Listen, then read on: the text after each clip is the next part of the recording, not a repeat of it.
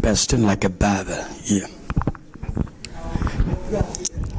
Colleagues, the time is 9 o'clock. 9 o'clock on the board. If we can be able to call those that are outside, they could come and have their tea as we proceed. Time lost can never be regained. Yeah. Another one. Yeah. What's up?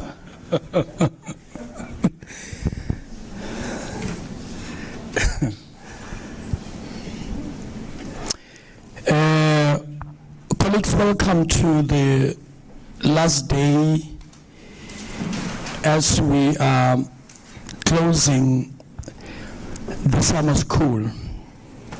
It has been a transformational journey from when we opened on Sunday with the introductions, as we look back where we come from to how far we got and the way forward that we are taking. What has become very clear is the fact that what I could call the cyclone of modernity project, where it started and where it has also left the places where it started. We are in a better place to understand what time is it within this neo-colonial entanglements. Some have said we are in a post-modern era because they thought that it was an event that ended, but they could not see the rippling effect of a project itself. Though it changed its images, it has continued to cause a ravage. Now, our context of 500 years of engagement with the enemy who invaded, who did not wait for us, but who is advancing an attack and who is shaping our responses even towards this monster. How do we deal with it? So when we fight what we do not know, we are lost in translation. We've got to know what we are dealing with so that we know what steps and mechanisms we need to take to be able to address this. When we thought that it was about pigmentation, when the same monster used Greece in its own establishment, and when that cyclone left Greece in poverty, if you go to Greece today, you would wonder, it's a Tartarus. It's a place of oblivion. When it left Greece, though it actually used Greece as a foundation for its own establishment, you go to Spain today as what would have been considered a first modern state. You look at Portugal today. Yesterday we had a conversation that there's something that becomes common among the people who have been hit by poverty, that you find a certain degree of humility. All people want is basically to survive and to live when they have fallen from the craze of the cyclone itself. And now, as we are basically coming to the closure of our event today, we need to have these reflections. Professor Sisante brought a perspective to us that carried with it the need to open the canvas of the locus in our analysis, because we are dealing with human questions. We are not what we are because Europe was. But what Amos Issa refers to in the discourse on colonization as decaying civilization that fails to solve the problems that it has created, he recognizes that it's a civilization that is actually a civilization of death, an expression of barbarism. So we therefore need to be very careful in how we deal with this monster as we disentangle from it and have a much more clearer perspective of what it is. We who are in Africa, we know that even in its attempt to be ethical or to be moral, it perfects corruption. America today, in terms of the images of what was being sold to us in the peripheries to look upon it, if you go there, you walk around the city center, you see abject poverty, and that they are falling from the grace of capital themselves. We are therefore affirmed that there was nothing wrong with us, but that we were violated. Now, as decolonization project, D prefix as a repellent prefix, one of the critical questions has been, when we reject colonization, where do we run to? And I think these are some of the reflections that we find ourselves in. So it becomes very important that we need to be grounded. Professor Roberto reminded us that we were crossed by the borders when we did not cross the borders. There's a song by KRS-One. How can the invaders create the borders when they themselves, they're invaders? So then he says that let all the Mexicans take the guns poetically and destroy the system itself. So what also becomes very interesting for me, it is very good, as Professor Hernandez articulated the significance of having been in Catalonia, to see with your eyes the horror that this system has actually created. In fact, I may qualify and argue that the current state system as a program, it's a byproduct of marauding gangsters who have led a trail. So the state itself, as the byproduct of that system, it is a captor of power and a violent monster itself. So even within the neo-colonial arrangement, we have our leaders who should have actually led us, continuing the benefits of this legacy. So I just want to invite Professor Sisanta to come and to feed us as indeed the thirst for knowledge continues. And I believe that we are also ready to receive. Our stomachs are so big and we can never be full. For when we say we are full, foolishness has begun. Thank you, Prof.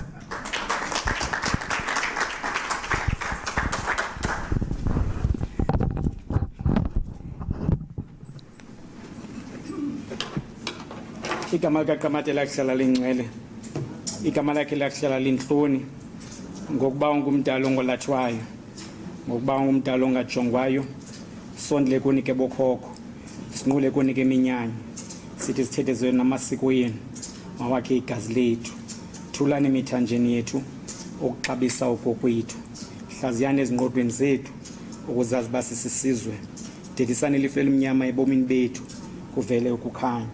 Sinikeni amathongo ahlambulukileyo ngawo sisuze impilo nethamsanqa ngokuba amandla namagunya ngawini masitheni icamako. Sicamakshe kamnandi kwezo zakwamakhoma zinoqhene boquququ sithonga saluduka namahlato ahamsteni camako. Sicamakshe kamnandi kwezo zasemashonyeni zakwadikeza zakwasawa zakankomo zakachungwa masitheni camako. Izizwe zasemanqosini zakwaciwo shotiti bonozinga abantu bomlambo masitheni camako. Izizwe zasemacheweni kwachiwo kwakhawuta kwaphalo kwatuku kwabhotomani kwabulawo kwangonyamana masitheni camako. Onkosi yamntu masitheni camako. Izizwe zasemantani zakwasobhitsho yimimi ngubengcuko mazonlantsha umagqaba kadliwa dliwa zimbuzi nxa unyolo komtherha kongubengcuko amazonlantsha ngeke zibensenso ovele bambhenselo ngqondi nomsela masitheni camako.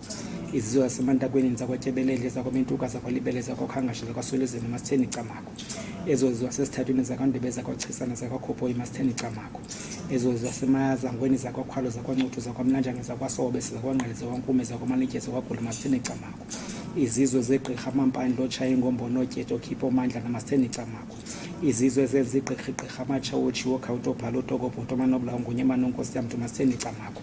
Ezo zizwe sengithini semqolongweni komkhulu elidlokulayo emkhathweni masitheni camako. Masitheni Xhosa. Revolutionary greetings to everyone who is present. Thank you very much, Program Director. Revolutionary greetings to the Dean, Professor Nkosi. Acknowledgements and revolutionary greetings to all your team, led by Professor. Really? Is it better now? I'm very sorry. Revolutionary greetings to the entire team, led by Dr. Sethi. And I know that Melusi always wants to fight with me, so it is not enough to simply say it belongs to the team. I must identify him, otherwise I'm not going to be aided. Of course, I just wanted to get a reaction from him, that's all. And I got it. Today, my brothers and sisters, I want to share with you the celebration of one of the greatest heroes to have lived on the African soil, our mother Wangari Maathai.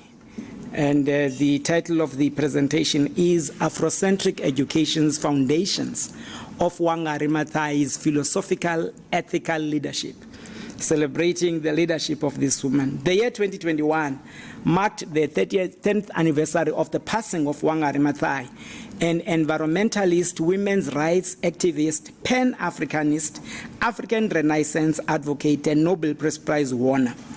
Throughout her life, as a girl child in primary school, a professional in higher education, a married woman, and a politician, Maathai was confronted by, and in turn, confronted patriarchal practices in Kenya. An examination of Maathai's life can easily mislead an observer into thinking that since American education certainly gave her a break from a suffocating patriarchal Kenyan environment, the prevailing patriarchy in Kenya is inherently an African cultural practice. Yet, based on Maathai's own reflections, ethical and justice-orientated Kikuyu culture was a driving factor in her quest for women's liberation from patriarchy and a commitment to environmentalism. Cognizant of the foregoing, we then point to the fact that prior colonialism, traditional Kikuyu education in particular, and traditional African education in general, placed an emphasis on the veneration of women. Therefore, in pursuit of continuing struggles for women's freedom from patriarchy in Africa, we propose that Afrocentric education from foundation phase to higher education should be advanced to reclaim women affirming and venerating African cultures. When Wangari Maathai passed on 25 September 2011, while many throughout the world in paying tribute to her noted her heroic courage and commitment to women's rights and environmental conservation, a notable absence in the tributes was reference to Maathai's tenacious battle against Kenyan patriarchal cultures. In 2016, while the 5th anniversary of Mathai's passing was observed in ways that paid fitting tribute to her legacy as a feminist and environmentalist in her own country, Kenya, the celebrations were notably muted. Having noted that Kenya's not knowing what to do with Mathai's legacy reflected more about a country at war with itself than it did about Mathai, Nyabola further notes that there was not even a hint of recognition at the highest level of government. As a consequence of this negligence, Nyabola is anxious that an entire generation is going to grow up that, worse than not liking Mathai, simply doesn't know her. Not emphasizing Mathai's struggles against patriarchy in Kenya and simply celebrating her women's rights activism left out a major element in Mathai's legacy. This is because there is a nuanced distinction between, on the one hand, the struggle for women's rights in general, and on the other, confronting patriarchy. In the case of the former, such a struggle can take place in an environment where there is necessarily no conflict. In the case of the latter, the confrontation of patriarchy implies a struggle for women's rights where there is a deliberate and systematic oppression of women by men. This nuance comes into sharp focus in Nyabola's observation that patriarchs in Kenya give space to women to be strong and opinionated. Fairly. Silent. Very. There we are. This nuance comes into sharp focus in Nyabola's observation that patriarchs in Kenya give space to women to be strong and opinionated, but not too strong and too opinionated. In other words, patriarchs arrogate to themselves the right to set limits on how far women can go in exercising their independence.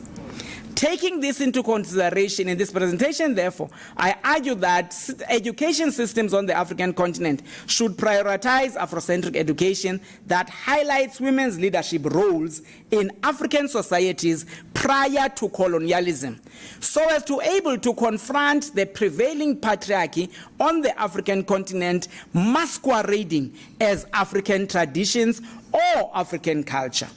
Therefore, I interrogate philosophical ideas in African traditional cultures which affirm women's inalienable right to leadership in African communities, with my point of departure and focus being Kikuyu culture. Aha! This is important because on the other day, you know, where my sisters fight against me, they are here. Unwabisa and both of them, they were attacking me, sandwiching me the other day, no, vuvu. And they say, no, you have failed as men. Now you must give over the ropes to us. And I was trying to explain, but they wouldn't allow me. But now I've had a platform, there's nothing they can do. They'll just have to sit down and listen. And in my brief response to them, I say that they were very wrong in challenging me and saying that men must give over the reins to men. Because in the first place, men have no business to give the reins to women. Women must take the reins. It is not for men to give women a platform. It is for women to take that platform because it is theirs. I interrogate how Mathai not only advocated philosophical ideas, namely the African Renaissance and Pan-Africanism, but actually epitomized these in practical and concrete terms. In examining Mathai's philosophically driven activities, I do so with an appreciation of the Pan-Africanist theoretician and philosopher of the revolution, Kwame Nkrumah's observation that practice without thought is blind, and that thought without practice is empty. Demonstrating that Maathai appreciated Nkrumah's philosophical orientation, Musila notes that Maathai recognized that action without the anchor of sound critical thought was bound to be merely an empty gesture, but equally that critical thought without acting produces an unchanged world paralyzed by critique. As Musila further points out in her life and work, Maathai consistently endeavored to create mutually renewing synergies between scientific ideas, activism, and practical change building.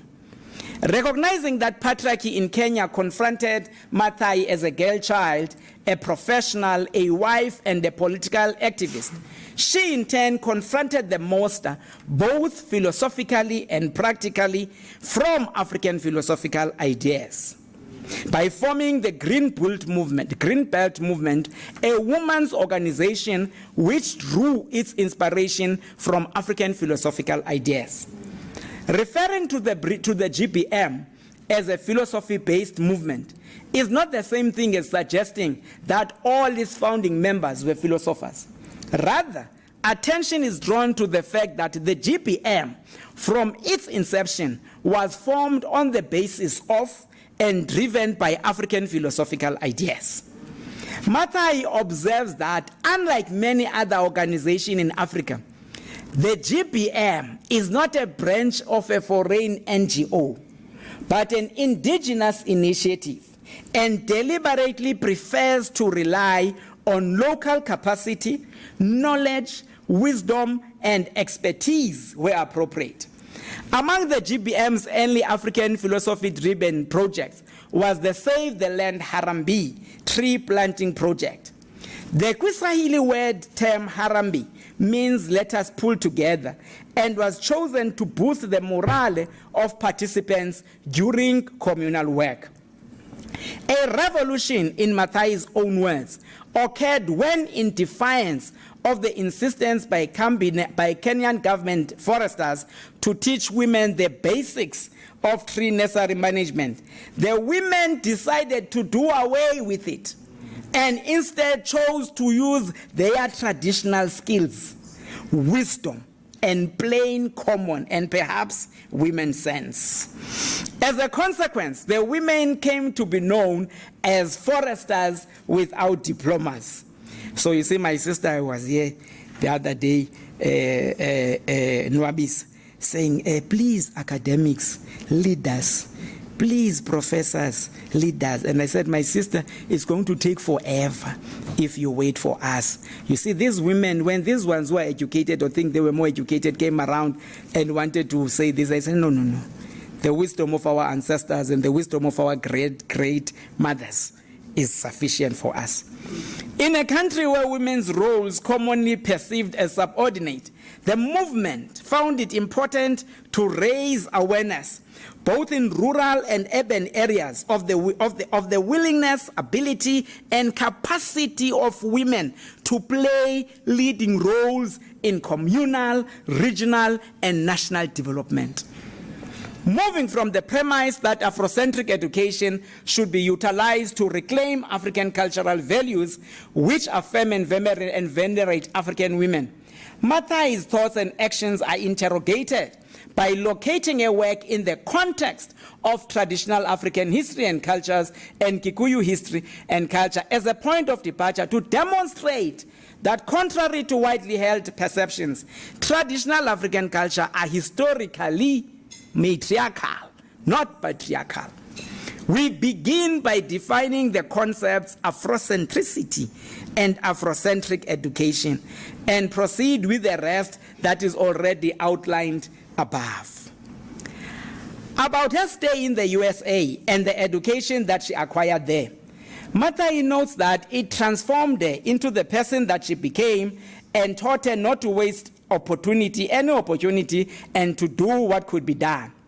Maathai further notes that the spirit of freedom and possibility that America nurtured in her made her want to foster the same in Kenya, and it was this spirit that she returned to Kenya. Solely relying on Maathai's foregoing statements would be interpreting her out of context, because elsewhere having observed that she held the view that society is inherently good and that people generally act for the best, and that a general orientation towards trusting people and a positive attitude towards life and following fellow human beings is healthy, not only for one's peace, but also to bring about change. Mathai significantly notes that this belief came from a combination of my education and my Kikuyu heritage, which taught me a deep sense of justice. What this clearly means is that while Mathai appreciated that her Western education taught her to think critically and analytically and ask questions, she actually equally appreciated African Kikuyu heritage as having instilled in her a sense of and commitment to justice. In fact, instead of being westernized in the USA, it was during a stay there that she started to become interested in her cultural roots. It was while she was in the USA that she realized that, contrary to what she had been taught, much of what occurred in Africa before colonialism was good. This approach on Mathai's part was Afrocentric. Afrocentricity is a philosophical perspective associated with the discovery, location, and actualizing of African agency within the context of history and culture. Having defined Afrocentricity by extension, Afrocentric education refers to education in Africa which is rooted in and draws its inspiration from African traditional cultures and history, and that which positions the interests of Africa at the center. Afrocentric education in formal institutions of learning in Africa, from basic to higher education, is critical in disabling patriarchs from falsely invoking African cultures to justify their patriarchy.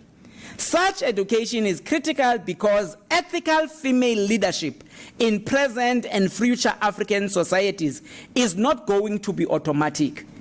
It has to be cultivated. Mathai was clear about what entailed ethical leadership. As she noted, ethical leadership finds expression in those leaders who are against corruption, those whose lives become their message, and who humble themselves and sacrifice for the common good. This was Mathai's philosophy, and it was rooted in Africa in Afrocentric education. In acknowledging Mathai's Afrocentric approach, in her work Okuyade observed that Mathai's approach to healing the Kenyan building landscape was Afrocentric because it revolutionized an indigenous knowledge-based system to counter a Western imported crisis in Africa. Echoing this point, Musila points out that Mathai's life, thought, and work left a remarkable multifaceted legacy: the promotion of an African-centered knowledge system and a way of life. Having made the foregoing observation, the philosophical approach utilized in this exercise is the African philosophy of culture. African philosophy of culture is concerned with the total sum of a people's ways of living, histories, conventions, and practices that have been passed on from generation to generation and that endow them with a distinctive character. This approach is ably illustrated by the Ghanaian philosopher Kwame Jeje, who notes that African philosophical thought is expressed both in oral literature and in the thoughts and actions of the people. Thus, Jeje further notes, a great deal of philosophical material is embedded in the proverbs, myths, and folk tales, folk songs, rituals, beliefs, customs, and traditions of the people. This approach is no different from the Greek tradition of philosophy, which was about the criticism of its own society's traditional cultural beliefs. To illustrate this point further, Jeje is unequivocally states that philosophy is essentially a cultural phenomenon. Jeje's approach is in line with Asante's definition of African culture as the sum total of African philosophy, behavior, ideas, and artifacts. It is in this context that we interrogate the philosophical in Kikuyu culture with particular reference to women's leadership as narrated by Mathai. In the early years, and this is important now, Kemtana Sekaya Nwabisa, in the early years of children's development, Kikuyu education had gender. Vuvu. Nina nitamatota, men must hand over. And yet African culture has already given you. It recognizes that you are the first teachers. You are the first providers. You are the first protectors. I hear sometimes that men must protect women. If that's the case, men must understand that women were their first protectors. When a woman is pregnant, and I've never been pregnant, I'm not a woman, but I've seen a woman pregnant when she's sleeping. I brought 3 children into the world, so I've seen. When pregnancy is at a particular advanced stages, she may not sleep in any manner that she chooses. She may not roll around in any manner that she chooses, because she must protect that child, whether that child is a boy or a girl. The first protector is a woman. The first provider is a woman. It is this woman that breastfeeds the child, the first provider. The first person to teach is a woman. Because that's why when children are born, they say, Mama. Mama. Kumama. In the early years of children's development, Kikuyu education agenda, it was female. And in making this point explicit, Mathai notes that men did not tell stories. Storytelling served to entertain, educate, and encourage creativity in children.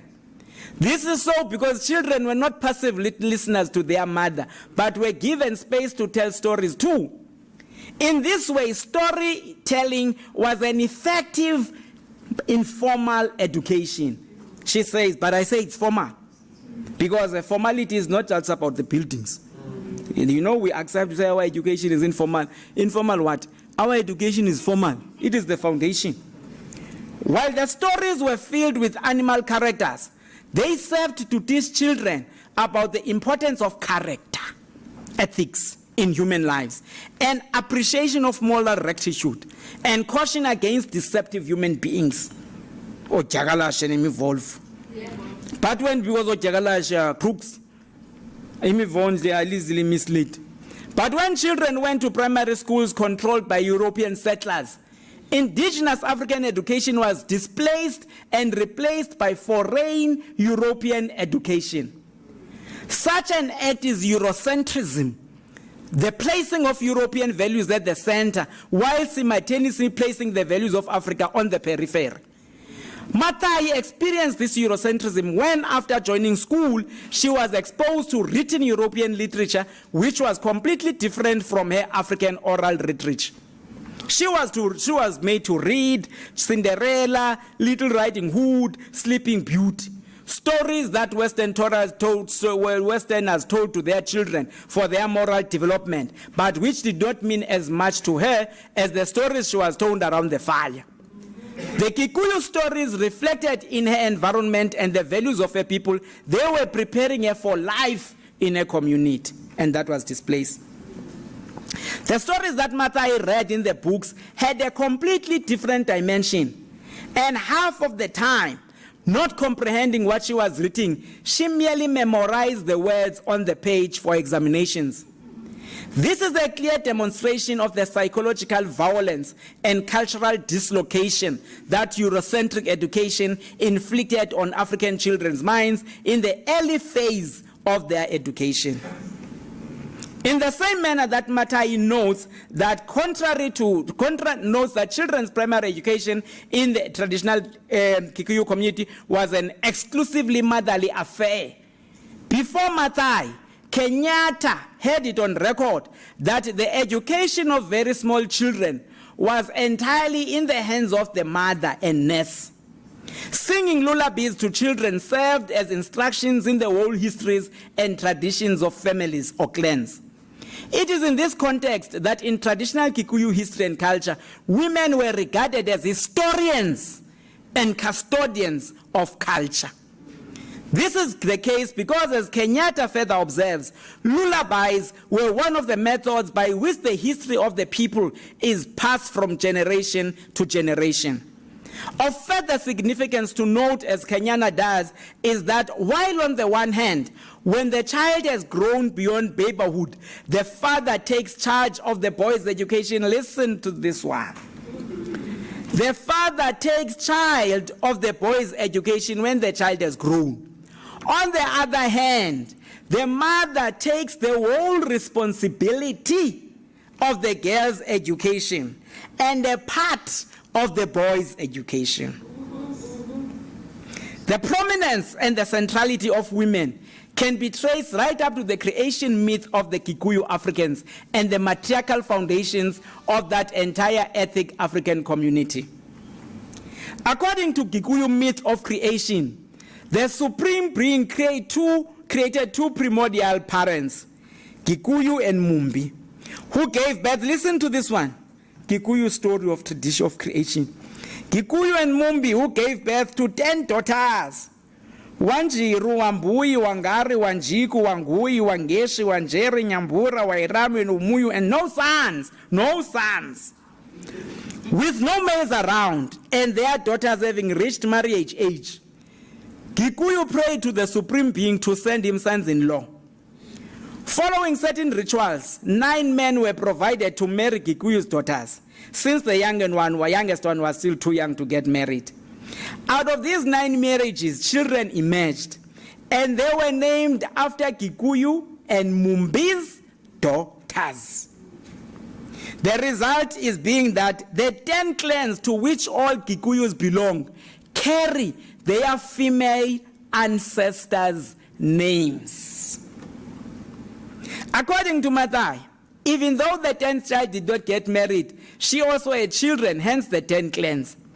While the daughters on the one hand made the clans matrilineal, on the other hand, Mathai points out that the privileges such as inheritance and ownership of land, livestock, and perennial crops were gradually transferred to men. It is not explained how women lost their rights and privileges. Mathai's narration of the Kikuyu myth of origin has almost the same details, though not quite like that in Jomo Kenyatta's book, Facing Mount Kenya, which was published in 1965, 43 years ahead of Mathai's book, Unbowed, a Memoir. The first difference is that Mathai's clans number 10, while Kenyatta had 9.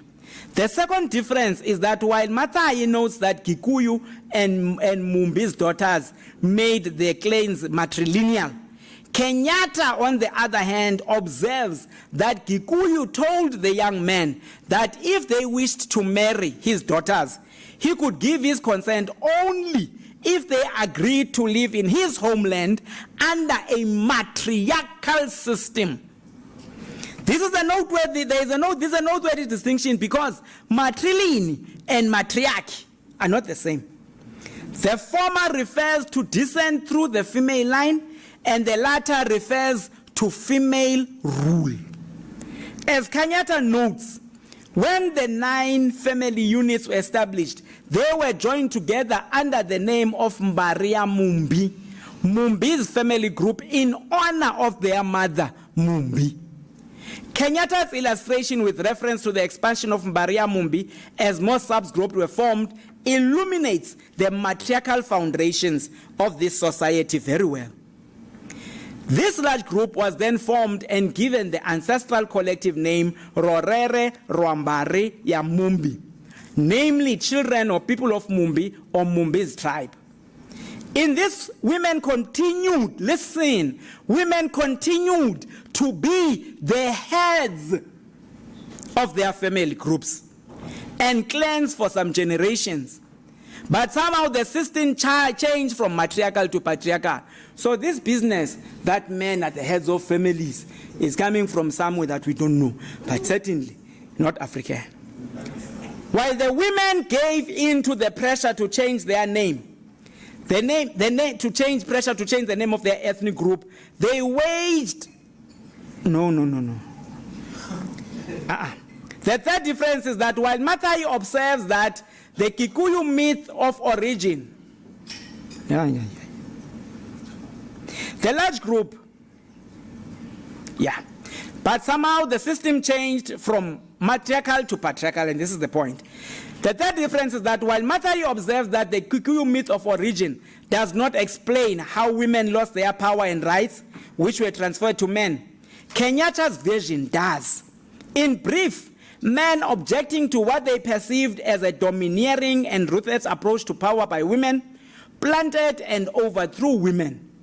Having overthrown women, men took over leadership in the community and became the heads of their families instead of the women. Not only did men usurp power in this fashion, but they also decided to change the original name of the tribe as well as the names of clans, which were given under the matriarchal system, to new ones under the patriarchal system. They succeeded in changing the name of the tribe from Rorere wa Mbaria Mumbi to Rorere wa Kikuyu. Kikuyu nation, or children of the Kikuyu. While the women gave in to the pressure to change the name of their ethnic group, they waged a strong resistance against changing the clan names. Hence, the 9 main clans in the Kikuyu are still known under the names of the 9 Kikuyu daughters who were the founders of the Kikuyu clan system. That Mathai, as pointed above, noted that there was no explanation for the women's loss of their rights and privileges in the Kikuyu society from matriarchy to patriarchy. Kenyatta's narrative is an indication that over the passage of time, this narrative was erased under the influence of patriarchy. Women's prominence in Kikuyu culture can be appreciated through an examination of this community's cultural rituals, which are a reflection of Kikuyu culture. Listen. Women, Mathai informs us that in traditional Kikuyu culture, when a child is born, a beautiful and practical ritual followed, which introduced the infant to the land of the ancestors. Shortly after the child's birth, a few women attending the birth would go to their farms and harvest a bunch of bananas full, green and whole. If any of the bananas had ripened and birds had eaten them, the women would have to find another full bunch. In anticipation of a child's birth, the expectant mother would fatten a lamb that slept and ate inside their home.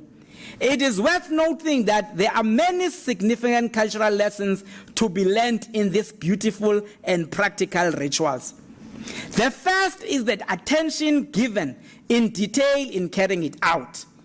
Not using ripened bananas eaten by birds is not a whimsical act, but one informed by the belief that the need for a full bunch of bananas is based on a logic that fullness expressed wholeness and wellness, qualities the community valued. This philosophical statement must be linked to Mathai's observation that along with the bananas, the women would bring to the new mother's house sweet potatoes and blue purple sugar cane, since no ordinary sugar cane can do. The second significant cultural lesson to be learned in this ritual of welcoming a newborn into the world is the centrality of the leadership of women. The centrality of women does not only illuminate the physical leadership rolled by women, but also gives us a glimpse into the philosophical orientations of not only the traditional Kikuyu community, but many traditional African societies in general. In this instance, the role played by women in introducing children to the ancestor spirits demonstrates Africans' traditional philosophy of regarding women as a link between the physical world and the spiritual world. That is, of connecting human beings and the ancestor spirits. In this regard, with particular reference to the Kikuyu, Kenyatta observes that female children are regarded as precious because they have a sacred duty of creating and rearing future generations.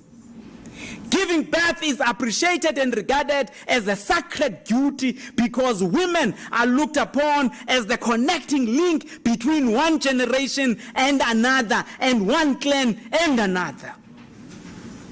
For this reason, the term mother is considered as an honorable form of address and one which is desired by every woman in Kikuyu society. In the traditional Kikuyu culture, the worst thing that a man can do is to infuriate one, is to dare to mention his mother's name in an indecent way. This would result in a fight to defend the sacred name of the mother. Here we learn that it is not only childbearing that is a sacred duty, but that a mother's name is sacred as well. An examination of African culture reveals that the sacredness of women is not a uniquely Kikuyu phenomenon, but a Pan-African one.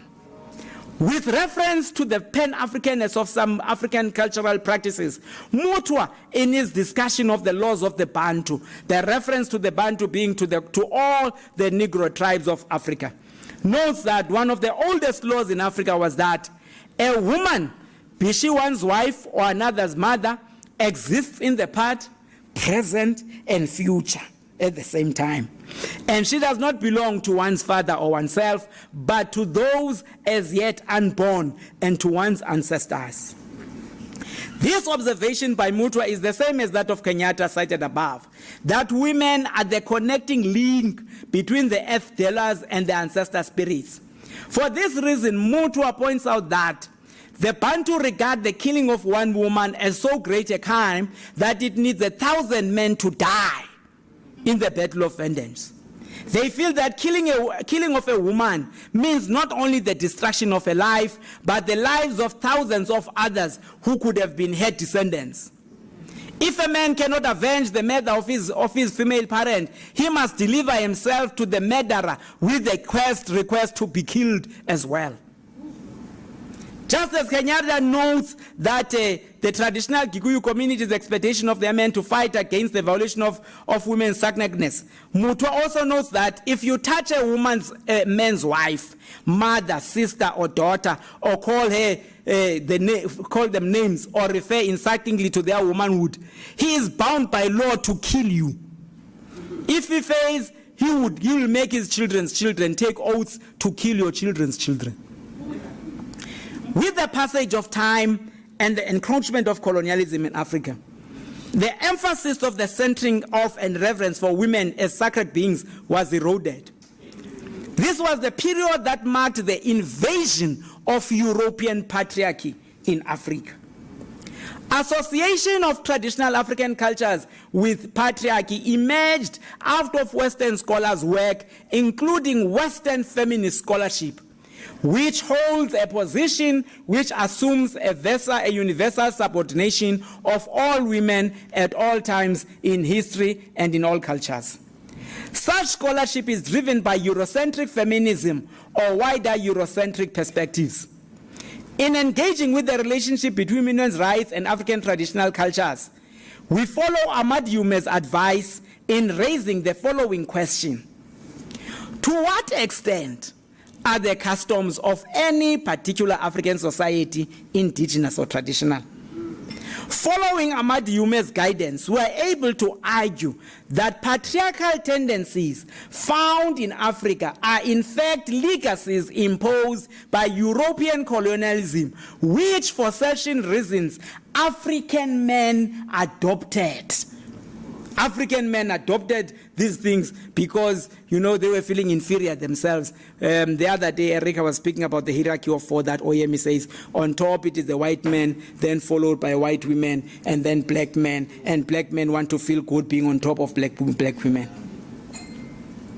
Writing with insight informed by a scholarship on Nigeria, from a British colony, Oyewami, a sociologist and philosopher, notes that the reason for the gender gap in education is usually attributed to tradition, the idea that parents prefer to educate their sons instead of daughters. Oyewami's research found otherwise. She established that the introduction of Christianity and Western education was critical in the stratification of colonial society along both class and gender lines. In their quest to Christianize Africa, European missionaries needed African agents to work among Africans. And for this to happen, African agents needed to be literate. It was against this historical background that males were the target of missionary education. This is the reason that these men are so Eurocentric, so oppressive. They learned well from their masters. They were the ones who were co-opted. They were the ones who were recruited, and they became themselves European. In their quest to recruit, and then it was against this historical background that males were the target of missionary education. This was because European missionaries saw African males as potential clerks, catechists, pastors, and missionaries in the service of the church.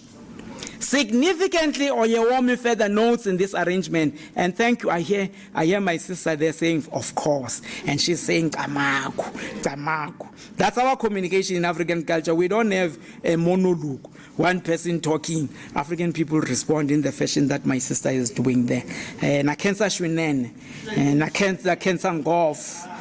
Oyewomi further notes that in this arrangement, there was no place for women in these professions except as wives, as helpmates to their husbands, which indeed was the role of the few women missionaries. Because these white men regarded their women as helpmates, they then fashioned these African men who were taught that women are their equals to also make their own women helpmates.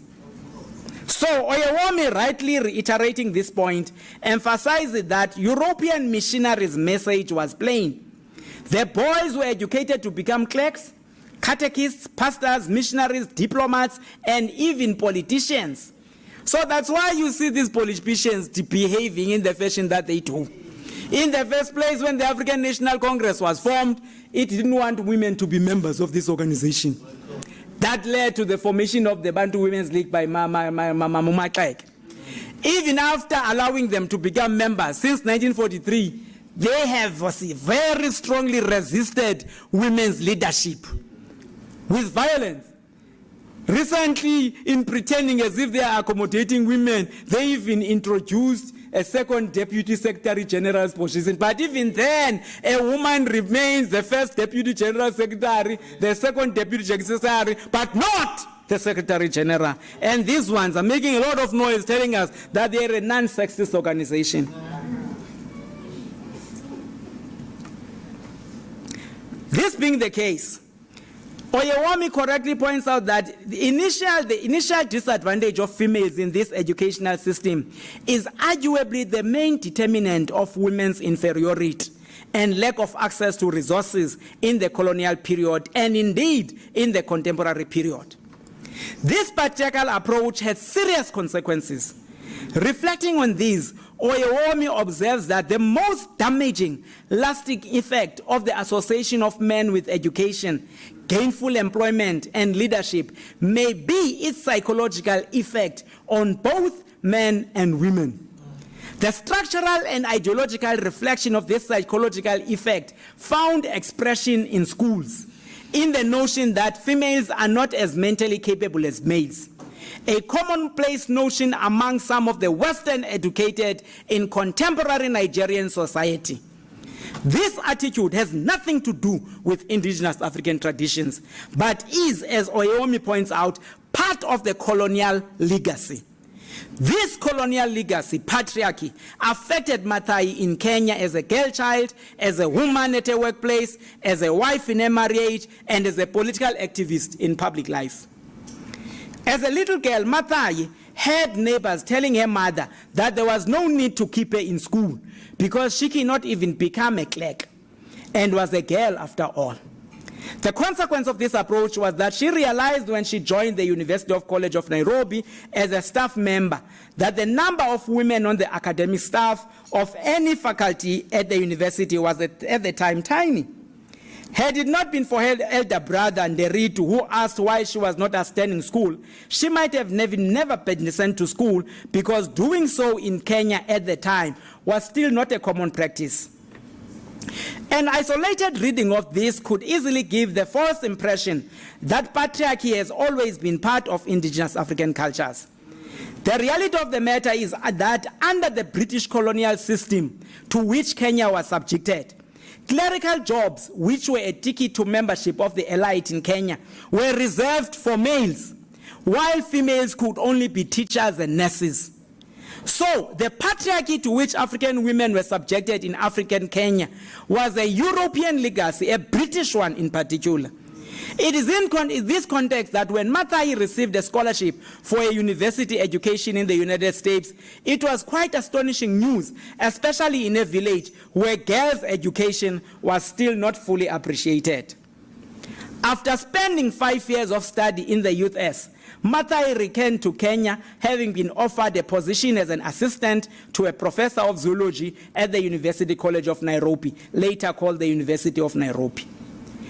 Driven by enthusiasm to work for the poor and the vulnerable in a society, this noble commitment was checked when Mathai, upon arrival at the University College of Nairobi, learned that a job had been offered to someone else who belonged to her supposed to be professor's ethnic group, an ethnic group which was different from hers. Her proof of appointment served no purpose because she was told, firstly, that it was a handwritten letter, and secondly, that it was written on the letterhead of the Department of Zoology, not that of the university's council. Later, Mathai was offered a job as an assistant in the microanatomy section of the Department of Veterinary Anatomy at the University College of Nairobi. When Mathai began teaching, male chauvinism reared its ugly head as male students found it difficult to believe that she had the qualifications to be their instructor in anatomy. Mathai decided to be assertive, and when she did, the students, these male students, quickly learned who was the boss and to take their work seriously, because they soon found out that a failing grade from her counted as it did from her male colleagues. And that was the language that they understood. The language that they understood. You see, the oppressor does not understand the language of necessities. If an oppressor gives you a hot clap and you cry and you go, he's going to clap you again. The first clap must belong to the oppressed. The second, the third, and the fourth clap must belong to the oppressed. So, you see, Umamu Untantala tells us very beautifully that for some women, feminism is only on the academic platforms. They talk, or even this question of women's rights is only when we're amongst each other, impressing one another.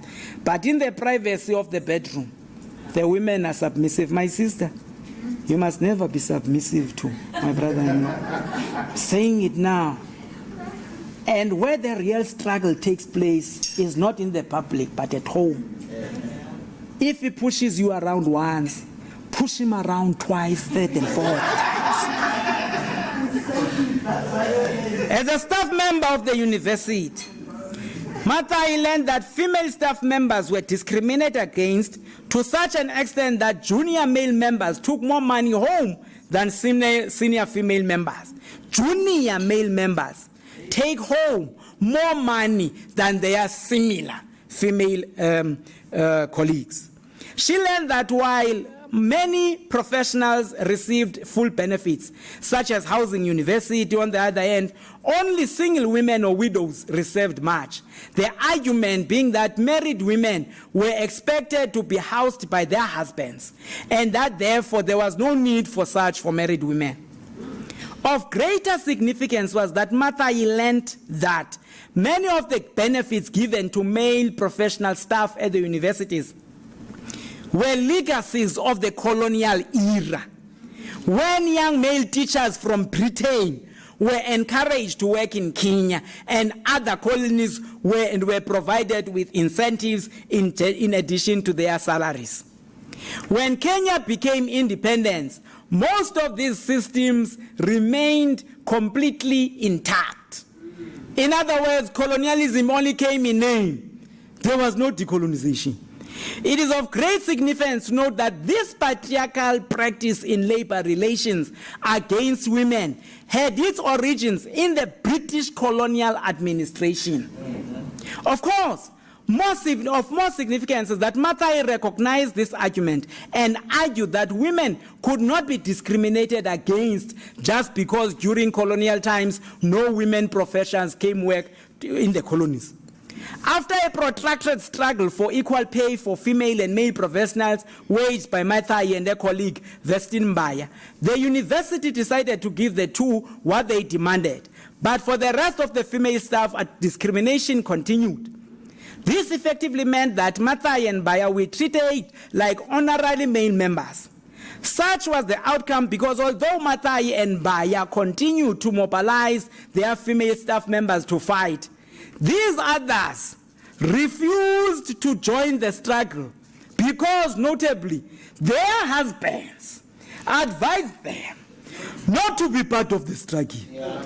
Reflecting on the meaning of these experiences, Mathai concluded that women's battles could be difficult and sad because both society and the women themselves often made it appear that women were happy with the little that they have and have no intentions of fighting for their rights. In patriarchal Kenya, which had just gained independence in 1963, being a good woman, African woman, had conceptually a particular meaning that women were commonly described as carriers and promoters of culture. This culture entailed women being good hosts at their homes by serving their guests. If this was conceptually what it meant to be a good African woman in that society, what did it mean conceptually to be a good African man?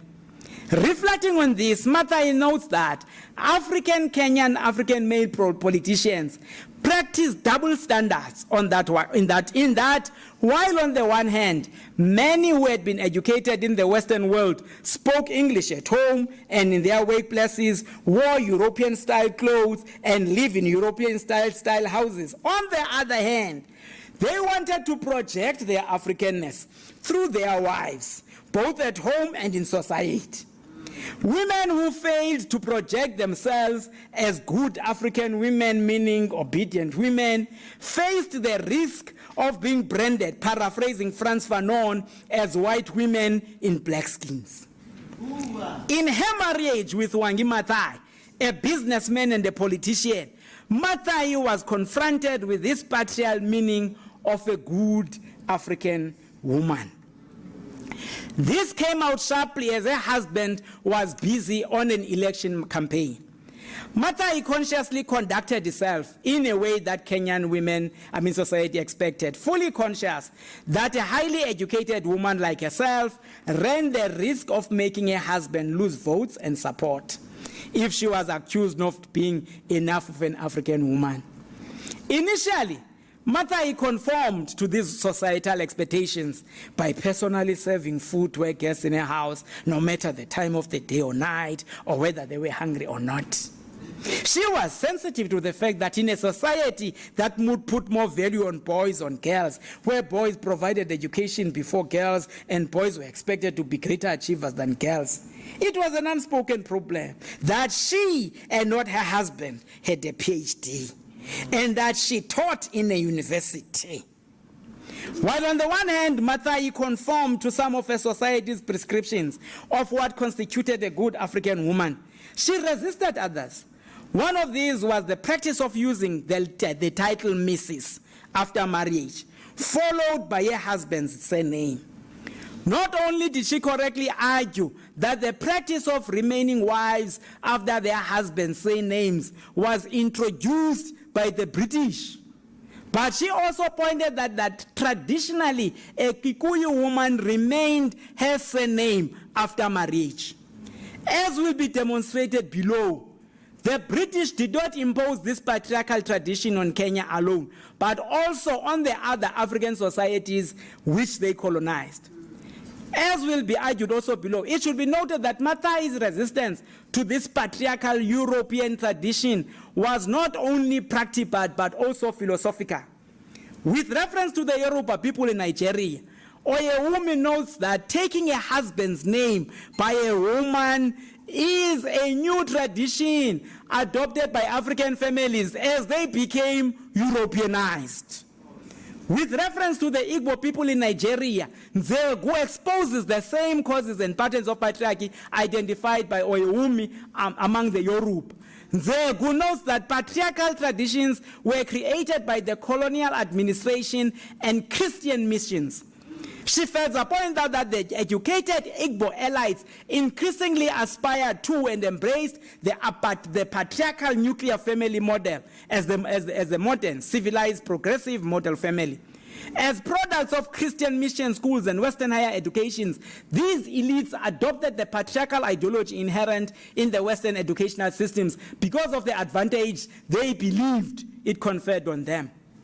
Notably, Nzegu further observes that as the patriarchal structure of famine was inserted into the Igbo culture with its strong matristic ideology, a force of erasure was activated that over time expunged an array of daughters, mothers, and wives' tasks, duties, rights, and positions that had secured the autonomy of women. As a consequence of this erasure, a new generation arose amongst the Igbo, which was taught that the husband is the preeminent figure in their household and that the prime duty of wives is to do whatever is necessary to make life comfortable for husbands. It is as if I hear St. Paul saying that women were created for men and not vice versa. No wonder, no wonder. If women were created for men and not the other way around, it means that whenever I want certain privileges for women, I must get them. And if the woman desires the same, we call it names. Yes. Differences between Mathai and her husband ultimately resulted in a divorce, which put her in the public glare as the media published her conference with her husband in the courts, and where judgments found against him. As if that was not enough, Mathai was arrested and imprisoned for contempt of court when she declared to the media that the judge who ruled against her was either incompetent or corrupt, and when asked to withdraw a statement, refused. She chose to go to prison rather than refusing or withdrawing her statement. The idea to form the Green Belt movement was informed by research results of the National Council of Women of Kenya, an umbrella organization of women's groups drawn from both rural and urban areas. Although the leadership of the NCWK consisted of successful professional women, it was also concerned with the social and economic status of its majority members, who were poor rural women. A member of the NCWK study found that children in the central region of Kenya were suffering from diseases associated with malnutrition, and irony for Mathai, who, coming from that region, knew from personal experience that the area was one of the most fertile in Kenya. As an examination of this ironic situation led Mathai to realize that people's poverty was a consequence of the new mode of production, where farmers had converted farms into growing coffee and tea to sell to the international market. The clearing of forests to grow tea and coffee after Kenya gained independence was preceded by the colonial administration's act of clearing Kenya's indigenous forests, replacing them with exotic trees for timber and industry, in other words, for profit.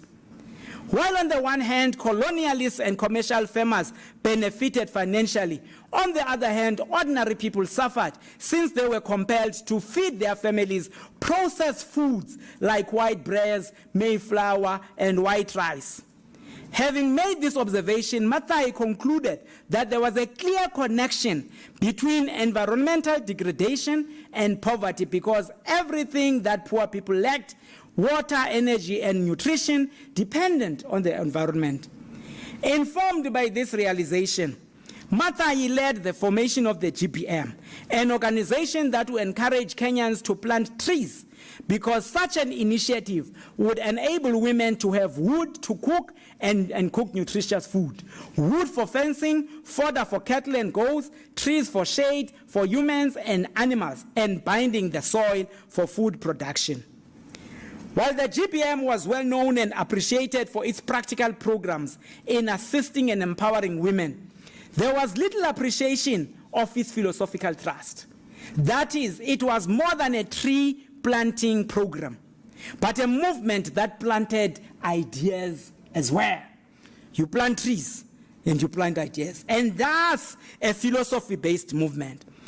In appreciation of this fact, Golding points out that at a philosophical level, Mathai believed that a sustainable development and protection of the environment could only be achieved if women had access to the necessary assets and resources for promoting their livelihoods, and if they possessed a stronger voice in decision-making, in planning and managing community development. Tree planting represented, in the context of ethical and visionary leadership, two philosophical metaphors. In terms of ethical leadership, Mathai pointed that there was a lesson in the fact that a tree has roots in the soil, yet it reaches the sky. Philosophical statement. A tree has roots in the soil, yet reaches the sky. The lesson in this, as Mathai explained, was that to aspire, we need to be grounded. And that no matter how high we go, it is from our roots that we draw our sustenance. What this means is that a tree is a reminder to all of us who have had success that we cannot forget where we come from. It signifies that no matter how powerful we become in government or how many awards we receive, our power and strength and our ability to reach our goals depend on the people, those whose works remains unseen, who are the soil out of which we grow, the shoulders on which we stand. In terms of visionary leadership, responding to those who did not want to plant certain trees because they took too long to grow, Mathai pointed out that the trees which were benefiting them at that time were not planted by them, by past generations, and that therefore, in their work, they should also plant trees that will benefit communities in the future. Further reminding them that like a seedling, the sun, good soil, and abundant rain, the roots of our future will bury themselves in the ground, and a canopy of hope will reach into the sky. A realization emerged during seminar discussions held by the BGM that culture was a missing link in Africa's development. A consciousness developed that many aspects of African culture had protected Kenya's environment. It dawned on the GPM's members that prior to the Europeans' arrival, the peoples of Kenya did not look at trees and see timber, or at elephants and see commercial ivory stalks, or at teachers and see beautiful skills for sale. With the arrival of Europeans, the GBM members realized that African cultural values had been abandoned and the cash economy took center stage, and that when the cash became a priority, the protection of the environment lost meaning. The rediscovery of these African or philosophical orientations emerged in the BGM seminars as the organization's members were given platforms to identify their problems and causes. It was brought to the GBM's women's attention that their government was selling off public lands to its cronies and allowing tree farms for the timber industry to be established in national forests, and so destroying watersheds and biodiversity. In the tradition of this week, Ndanasekai, I stopped at 15:15 so that I could allow 45 minutes. But with the power vested in me of having 2 hours, I'm extending 15 minutes so that 30 minutes. Kenyan women saw that in many ways, their government continued the policies of the colonial era, but made sure the benefits went only to the small elite it favored, which in turn, of course, strongly supported the government and helped it stay in government. With these realizations and the decisions to do something about them, confrontations between the government and the BGPM, both in ideas and in physically, became inevitable. When Maathai challenged the government about corrupt activities, a Kenyan male politician became personal and argued that since Maathai had challenged her husband, resulting in a divorce, she could not be taken seriously, and went on to point that her behavior had damaged his respect for all women. Not retreating, Maathai argued that the issue was not about the anatomy, sorry, camera person. The issue is not about the anatomy. No. The issue is not about the anatomy below the line, but rather above the autonomy of whatever lies above the neck and supposedly between the ears. Yeah? So the issue is not down here. The issue is here and here. And we see and here. Yeah.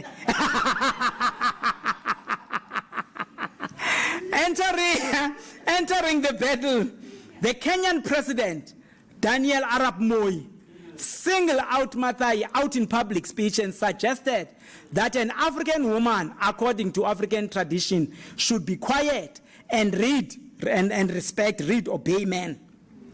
It is as if I hear that man, what's his name, saying what? What is his name? The one who was hit by lightning.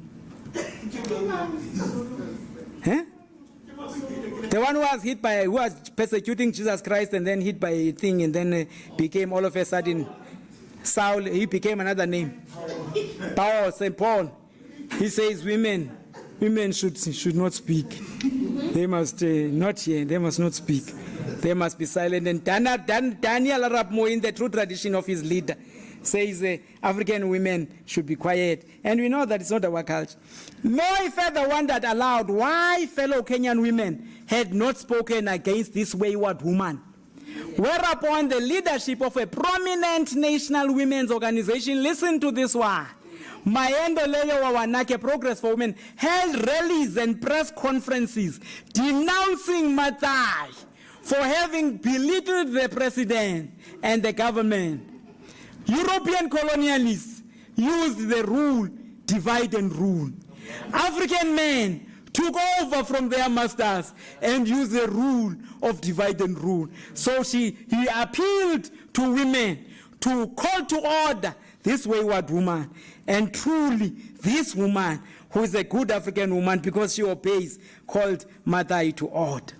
But Maathai and the GBM were undeterred. When the GBM staged public protest, the government reacted violently, resulting in one instance as the police batons rained down in Maathai being knocked unconscious. As the police unleashed violence upon the women, the recipients of the violence evoked an African cultural traditional weapon used by African women when they feel violated. They stripped some of them completely naked and showed the police officers their breasts. One of the most traditional, most powerful traditions concerns the relationship between a woman and a man who could be a son. Every woman old enough to be your mother is considered like your own mother and expect to be treated with considerable respect. As they bared their breasts, what the mothers were saying to the policemen in their anger and frustration as they were being beaten was, by showing you my nakedness, I curse you as I would my son for the way you are abusing me. While the organization was primarily a chiefly women's organization, the GBM also created employment for many men who would have had few options to earn an individual income, and taught them about the different tree species, how to treat seeds and plant the trees, and why it was important to keep accurate records so the women could be paid. This act was a practical expression of ethical African female leadership drawn from traditional African cultures. Having taken note of the elite's elevation of English, a Eurocentric posture, Mathai took an Afrocentric approach by promoting the use of African languages in the meetings of the GPM. Mathai was aware that the status of English as the official language of communication and instruction in Kenya's schools was an outcome of violence and an arbitrary act which entailed the insistence that students should speak English at all times, even during the holidays.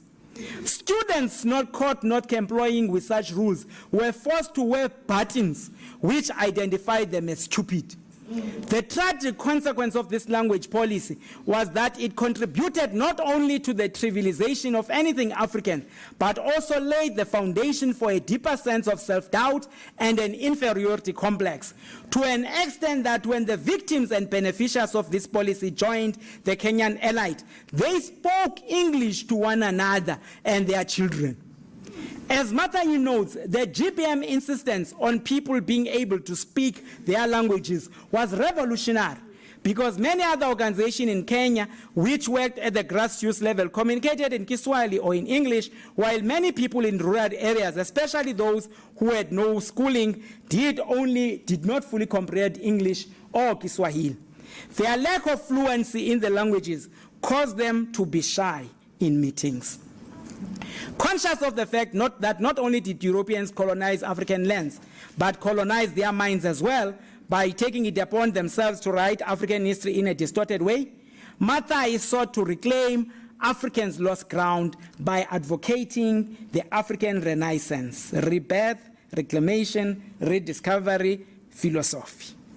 Having noted that Africa has been on her knees for too long, Mathai observed that Africans need to liberate themselves from mental slavery, which had affected the colonized people everywhere. For this to happen, Mathai argued that Africans must believe in themselves again. In using the word again, Mathai was urging Africans to reclaim what they had had and lost. Reclamation, Mathai argued, would give Africans an opportunity to experience an African revival such as that what Thabo Mbeki, the former president of South Africa, envisioned when he invoked the African Renaissance. For Mathai, having grown up in Kenya, where a community was adversely affected by colonial experience, traumatized by physical displacements, and the gradual systematic extermination of many good aspects of culture, her concern for African revival was personal. While Mathai openly acknowledged having benefited extensively from the opportunities provided by a Western model of education introduced by colonial administration, she nevertheless believed passionately in the need for African communities to discover the value of embracing their own destiny and determining their own future rather than solely and passively relying on outside forces. What the foregoing means is that Mathai saw culture as central in the former colonized people's efforts in regaining their independence. This is because, as Mathai argued, culture gives the people self-identity and character, and enhances their ability to guide themselves, make their own decisions. Culture is the people's reference point to the past and their antenna to the future. While on the one hand, Mathai advocated the African Renaissance, she was also painfully aware that when Africans desire to rediscover and reclaim their own culture, they're often obliged to travel to European or American libraries and archives for the information. It isn't unusual to find that foreigners know more about the native peoples than the latter know about themselves. Mathai appreciated the link between the African Renaissance and Pan-Africanism, the latter referring to a political or philosophy that advances the unity of all Africans, both on the continent and in the diaspora, for the total liberations of all Africans wherever they are. It is not clear though, because Mathai's interest in the African-American struggle and as seeking to link it to herself as a Kenyan and black woman was an expression of Pan-Africanism. In political debates that affected Africa, Mathai took the side of Pan-African leaders such as Tanzanian Pan-Africanist leader Julius Nyerere, Patrice Lumumba, and all of that. So it was practical. With the coming of independence, Mathai recognized that Africans had the misfortune of being led by just ordinary men who happened to be in the right place at the right time. Listen to this. So you got it. With the coming of independence, Mathai recognized that Africans had the misfortune of being led by just ordinary men, African men, who happened to be in the right place at the right time, and who also lacked principles and true leadership qualities. Emphasis is on men because it was on a number of African men that felt the task of leading the liberation struggles, having been advantaged by Western education. While African women participated in the liberation struggles, they were not at the forefront and rarely held real power. Mathai also recognized that European colonial masters played an active role in Africa's having an unethical type of leadership the continent had after direct colonialism. Mathai realized that driven by a quest to consolidate power into the future, Western powers handed over power to a select group of Western educated elites, most of whom were sympathetic to the colonial administration, whether they'd been groomed for leadership by them or imprisoned or exiled. It is no surprise, therefore, as Mathai observed, that even today, many African elites in government and elsewhere continue to trivialize their indigenous cultures and consider them retrogressive and irrelevant in today's world. It is against this background that even after Africans attain so-called independence, in schools, on the radio, and on television, little of African culture is given serious attention, while other people's heritages are glorified. Mathai raised the foregoing points because she had the conviction that culture was central in the development of ethical leadership. Cognizant of this, Mathai argued, therefore, that Africa needs a revolutionary leadership. But Mathai added, such a revolution in leadership should not be a project only of the politicians who govern. Instead, this revolution should also involve active citizenry. Emphasis on active citizenry was informed by the following two convictions, and among others. The first was that, as Mathai observed, unless all levels of society recognize and embrace the challenge of leadership, Africa will not move forward. The second was that, as Mathai observed, leadership is not simply a matter of filling the top positions in a government, institution, or private business, nor is it a quality restricted to the ambitious, the elite, the politically gifted, or the highly educated. In fact, leadership can be demonstrated by those who are marginalized and poor. Indeed, not every person in a leadership position is truly a leader. Recognition of the fact that not everyone who occupied a leadership position was a leader, and that leadership was not only a preserve of the politicians, also entailed on the part of Mathai that leadership was not male's prerogative. In pre-colonial Africa, both men and women played a role in initiating children into adulthood and making sure the younger person understood their responsibilities. The task of Afrocentric education in the context of the African Renaissance and Pan-Africanism is to reclaim the undistorted version of African cultures that celebrated and venerated the preeminence of African women as leaders and primary educators in pre-African colonial societies. In this regard, Mathai made a practical contribution both in ideas philosophically and through her activism. It was not enough for her to argue that Africans had an obligation to practice their cultures and make them relevant to today's needs, but led in this task personally. Having taken note of politicians and Eurocentrism expressed through their love of Western clothes and the English language, Mathai, through personal conduct advanced an Afrocentric style. As Golding notes, Mathai was always resplendent in African traditional clothing. Wearing traditional African clothing was a revolutionary Afrocentric African Renaissance statement, in that Mathai was aware that wearing of European clothing by Africans was not natural, but an outcome of European colonialism, which historically sought to destroy all indigenous African cultural symbols, including African dress.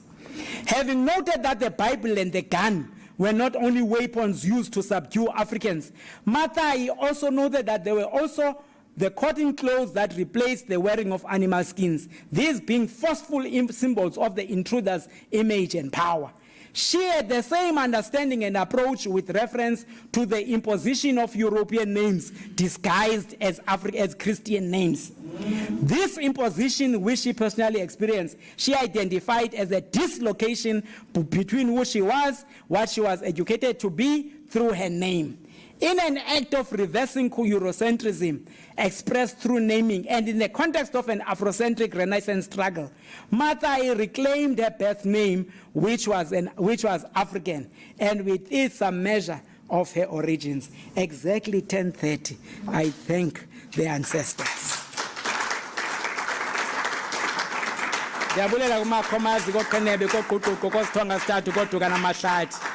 Ndiyabulela kuni machonyane bodikisa bosawo bochungwa ndiyabulela. Ndiyabulela kuni bonqosini xiwoshe titibino singa bonwambo tamakwini. Ndiyabulela kuni machawe bochiwo bokhawutho bopalo botok bobotomani tamakwini. Ndiyabulela kuni mantandi sopicho yembe mkubengco kamasondo ntshaba tshebele ndiyabulela. Ndiyabulela kuni bolete tshebele ndleme ntukwa libele ndiyabulela kuni sithathu ndebe echisana khophoyi ndiyabulela kuni mazanga bokhwalo buncuthi bomlanjana bosobese bonqele bongume bolitye bogula bonekwana ndiyabulela kuni basengetheni ndiyabulela abasemkhathweni komkhulu elikuvolova emiqolomeni ndiyabulela kwizizwe zegqirha ndiyabulela nakwizizwe zenza igqirha masitheni camakho.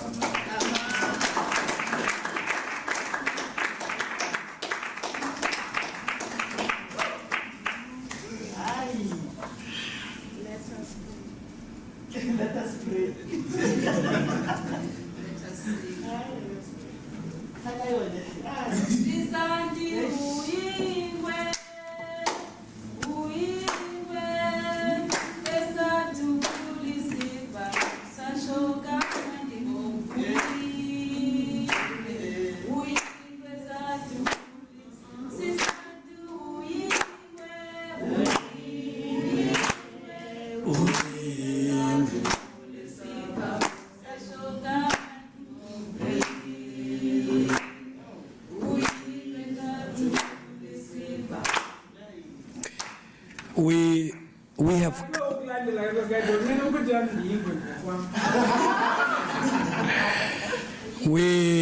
We have come to the river, and those who are thirsty will drink where in that river. Behind me it's an emblem. Africa Speaks. Professor Asante has epitomized that. He carried with us into the African forest of thought. Eurocentrically, as per the culture and the nature of temples of academics called academic institutions, there are mannerisms of how these sessions are conducted, how we talk and how we stand and how we mold our voices to reflect a monoculturalist act. Akona madoda sizwile. We have been challenged, and there is a specific reason I have said that. I feel that the voice has spoken, that has questioned the SIM card, that has taught me what it means to be a man, has been subjected to a test from the matriarchal perspective. And we have come to unlearn what we have learned, to relearn, to unthink what we have been thinking, to rethink thinking itself. We are called to become thirsty for the remaking of ourselves as we repeal the corrupted and inserted SIM card or a chip. Indeed, relearning is a painful process because we have found comfort zones in our epistemic shame.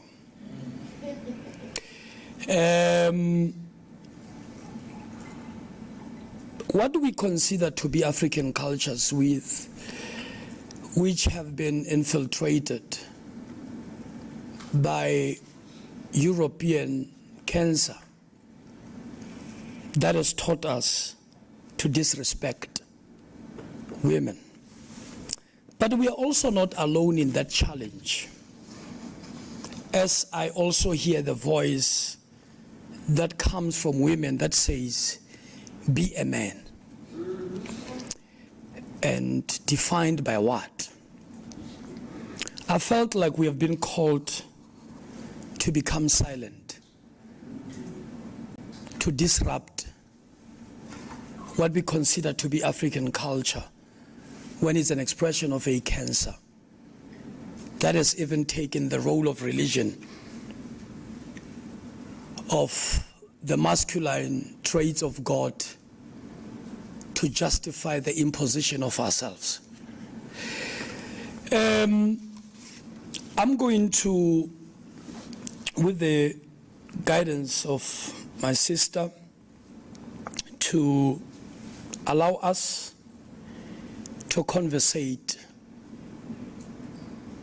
on what we have heard, on what we have drank. As I'm sitting there and Prof is prophesying, articulating, this SIM card that has been inserted, it's also blocking. It is shutting down. Now, dealing with the discomfort of I don't know and I want to know. The discomfort, I don't know, who am I? I was initiated.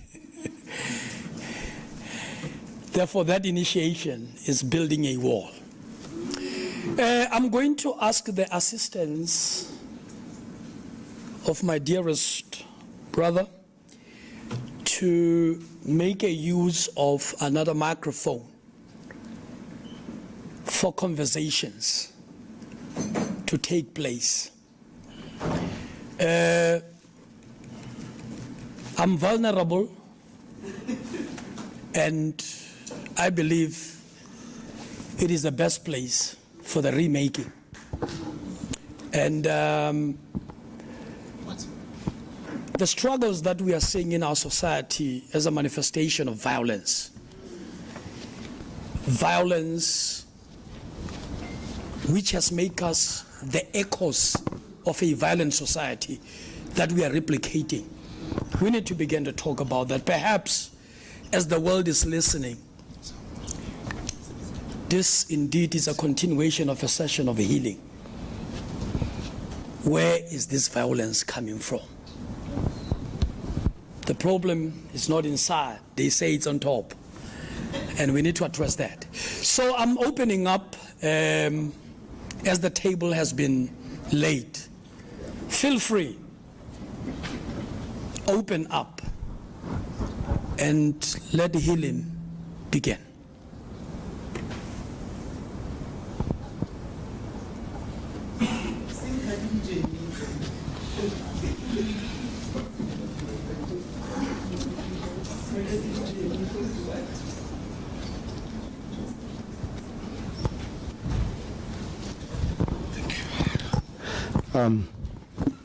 Is it on?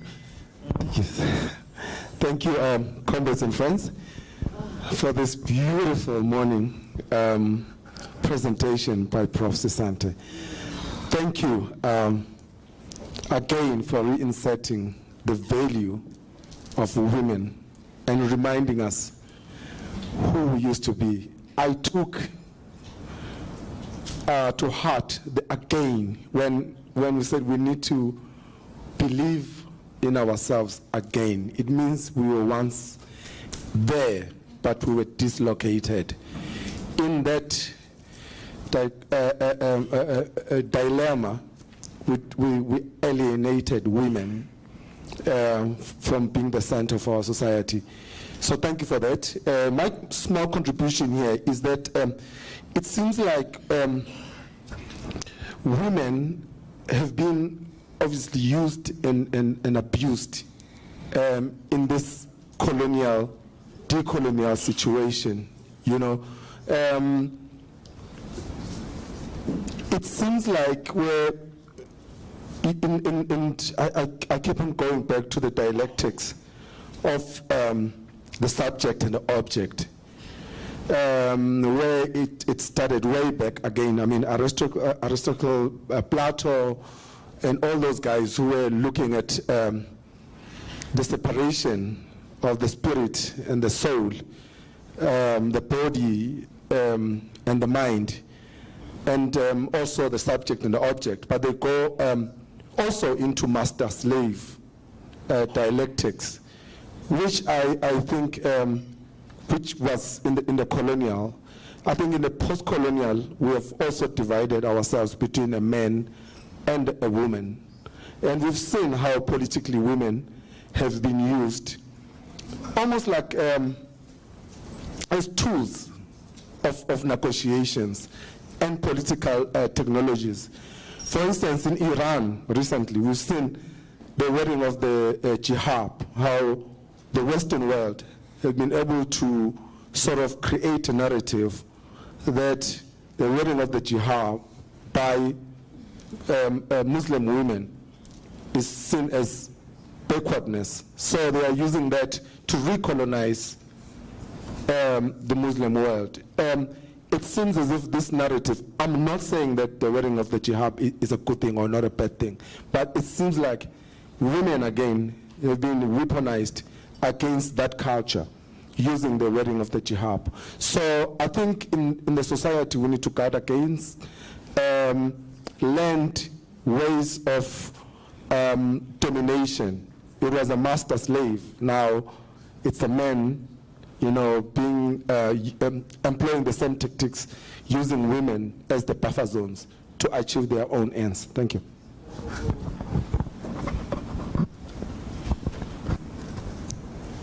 Thank you so much. Prof, you've touched my heart this week. You've put, there's a lot of pieces that I did not understand. My mother also used to school us, but eventually when we do well in school, they say that, you know, you're your father's child, you're clever like your father. But he was never there for us for schoolwork and stuff like that. And I also now understand why, before my late grandmother passed away, she used to tell us a lot about these stories about the wolf. But it was like we were children. But those traditions have faded. But what we have now is, I have a mother who doesn't understand how important she was, because she did not work. She feels like she's illiterate. She feels like she gave up her life because she lived for her family. And I think we need to restore these mothers and let them understand that you did not give up, or you did not give up your life, but you made an investment. And here I stand. Nobody, not even my father, thought that I was going to university. It's like, either we sell the house but I don't want to hear that I was the reason why you didn't go and study. But I'm here because my mother sat with me every afternoon, as illiterate as she was. Thank you very much, Prof. Somebody else? Or?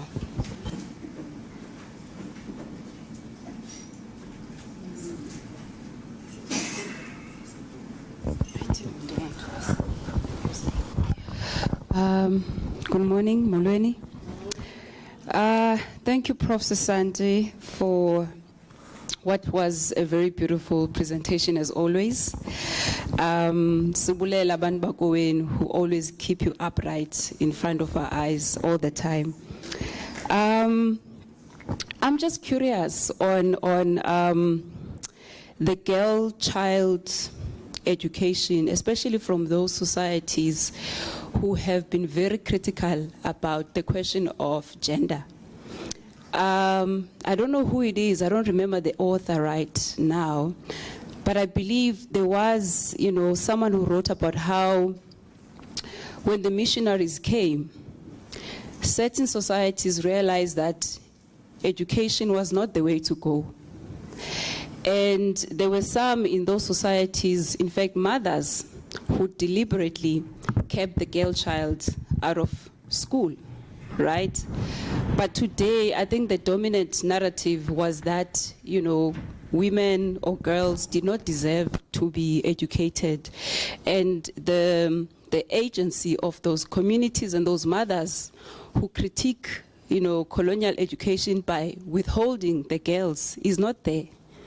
I don't know if you picked it up when you were reading, some of your works. If you did, I'd appreciate the references, the resources, because I think there was something significant that those people did in giving us, that kind of critique. And the other curious question is the question of the clothing, the animal skin narrative versus, for example, the Nile River civilization that gave us silk and cotton. So when we are taught history, we are told that we are hunter-gatherers living in huts. We are disconnected from the history that some people call problematically pre-colonial Africa instead of ancient Africa. So when you made reference to the idea of how people did not want to dress in African traditional clothes and how that was understood to be animal skin, I get a bit lost, and I just wanted clarity because I think even in Burkina Faso, I'm sure we know this, the revolutionary leader Thomas Sankara comes into power and immediately wants to, rebirth the nation, wants to run a very deliberate process of rebirthing the people of Burkina Faso, and introduces, that particular item over there, the dashiki we call it. But the civil servants rejected this approach because every time when Thomas Sankara would come, they would quickly change, from their Western clothes into what they called the Sankara, which obviously speak to, the mental problem. But I just wanted to know the animal skin versus, the fact that we gave birth to silk and cotton and so forth. I don't like talking too much, but because you took your time, I'm hitting you back because. Should we maybe take one more? You make. Thank you very much. It's been a tough week.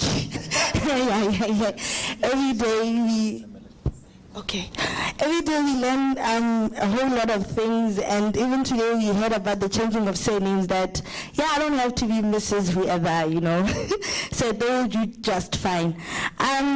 Also, I just wanted to highlight on just as how much damage the African identity has been damaged and how we have a lot of fixing to do. Because one of the things that Prof kept mentioning was the naming, the surnaming, the names and everything. And now in today's society, even the naming itself is a problem because the way we name our kids as well. I mean, I don't know. I think people will think I'm against them with their kids because that's what my friends always say. But I think that's where I always feel like the fixing begins with our kids, you know, especially as the younger generation. Because I believe that even the name Nelson Mandela was given to Tata Rolihlahla Mandela by the teacher because whites could not pronounce African names. But even in today's society, we still name our kids Sky, Precious, Patricia, all of those names, you know. And I feel like this is some of the things that we need to, like, when Prof was speaking, I'm like, yeah, but I know I had a reason to be against these white names. I knew I had a reason. And I just wanted to say thank you, Prof, because all that stubbornness that I've always had to say, I can't have an English name, my kids can't have English name. Today you just said, no, Mtana, we've been right, you just needed to know my fear. Thank you. Thank you. Program, is there someone speaking? Oh, okay. Oh, no, the program, I said it will be 4 at a time with 3. Sorry, you may proceed. I thought, yeah, Titini, program direct. I'm taking a cue from, what should I do? Okay. Yes, I think we can take this one. Okay, sure. Yeah, this is on. Thank you. Thank you very much, Prof, for the very important talk and very important lessons. I think what I would like to add to this discussion particularly is like that we recognize that there's a history of colonial violence at play, that when we talk about gender violence now, it's not just about gender violence. You have to read, like, at the heart of this monster that we're fighting, white supremacy, there is violence. And this violence cannot just be understood in terms of when we say violence against women, it's not just violence against women, it's violence against black bodies, it's violence against queer bodies, it's violence against anyone who does not fit into the prescribed stratifications that this monster wants us to be in. Because in order for the exploitation to happen, we need to ensure that there is racial differences, that there is strict gender differences, binary differences, that there's strict class inequalities. So, and I'm thinking specifically this linking of the colonial history of the violence back then to the violence now. I, for example, came here and said when it enforced gender roles, it said that when it enforced these gender roles in the creation of the colonial state, we need to recognize that these enforcers are still here today, and how do we respond to those? And so I say specifically when you mentioned that men must stop beating women, I think it goes even further than that. It's also about, okay, but now what are we also doing to ensure that women have the ability to even leave? Remember that when they came, colonial forces also made sure they created policies whereby they made it impossible for a woman to be independent. She had to, in order to come to the city at one time, in order to come to the city to live in the township to get work, she had to be married. You got a house, you got land if you were married. So these are things, and this continues to this day. So what is being done to ensure that women even have the agency to walk outside of that space? Because I feel like there's a lot of emphasis being put on men don't do A, B, and C, men don't do A, B, and C, but those really don't deal with the heart of the problem. The heart of the problem which would ensure that these hierarchies exist.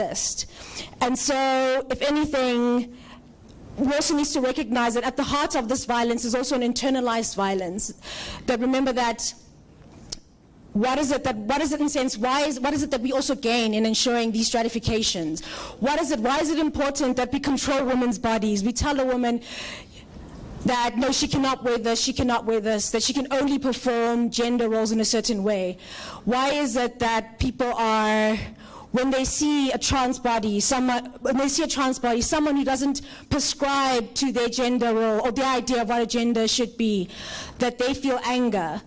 I mean, this is also these questions that we should be asking ourselves, that these stratifications also internalize within ourselves, and that if we also to recognize the violence that is happening, we also need to recognize the violence that we in ourselves are also dealing with, and that we want to perpetuate in others. And so, yeah, thank you. Thanks to all of you. There's many questions, Prof. I don't want to. Okay, should we leave the last two for after your response next? Please, otherwise I'll be confused. I'm not that intelligent, remember?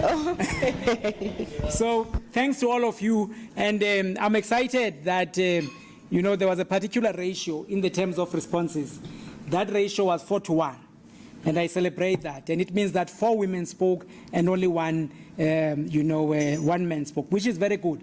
Men have been talking for too long. They must do the listening, and that includes me as a man. In that age ratio, I include myself, because more often than not, the so-called progressive men tend to count themselves out of the problem, and more often than not, we are also very problematic, because you see, it's when we behave like white liberals. We say that we are not like the rest. We are progressive, so I do not take that approach. No, Nancy, Sis Noktulap, she became the deputy editor together with Ozitu when I was the editor, and they know that I said I was going to write this number of editorials, but the rest of the editorials were going to be written by them, because it is not enough for them to be deputy editors, but just being nominal in those positions. It counts a lot when a person writes an editorial. And she's here, and she said that if I'm lying, I'm telling her. But you see, it's one thing to declare negation. It's another to actually negate. So back to you, Sisi. You're absolutely correct in everything that you say. I cannot even disagree with one point that you've made. If I were to sum out the point you're making, is that violence and oppression of women was a systematic exercise and a systemic one. So if then we are to confront it, we must do so in a systematic and systemic way. I fully agree with you. I recall this other day when my sister was here speaking, and she was asking, do we recall any king that did not have a wife? And immediately it struck my mind that in this Eurocentric fashion, when we are thinking about a king, we are thinking about a man. And in African traditional cultures, women were not merely queens because they were married to kings. They were kings in their own right and led in their own right. We can think of Hatshepsut, we can think of Nzinga, we can think of Mantantis, who was leading, and all of them. There are many of them. So we need to recall that. And also then when we look at the systems, I'm fascinated. If anyone has not read the book by Nkiru Nzegu, I was highly educated by Nkiru Nzegu, where she speaks about African leadership. And when I read Nkiru Nzegu, it was before I read Jomo Kenyatta. Now Nkiru Nzegu makes a very important position. And sometimes we think that African people in all the times did not know that men can also be impotent. They knew that men could be infertile, men could be impotent. And so that being the case, a woman had a right to have a sexual relationship with a man who was potent. And then they would both have that child would belong to that family, but that man knowing pretty well where that child came from. Either he would be told or there would be an arrangement, but it happened. And then Kenyatta, I think Nzegu as well, tells a tradition where when people had been initiated together, they became very strong comrades, such that a woman, if Noktula and I were initiated together, right, I could go to Noktula's place and have a sexual engagement, even if it took 30 minutes.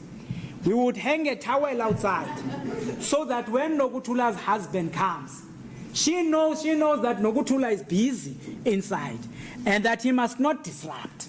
So I'm pointing with whether you agree with that or do not is neither near nor there. What I'm saying is that women were independent in every respect, including the right to their bodies. Yeah. Including the right to their bodies. Their bodies did not belong and were not monopolized by men.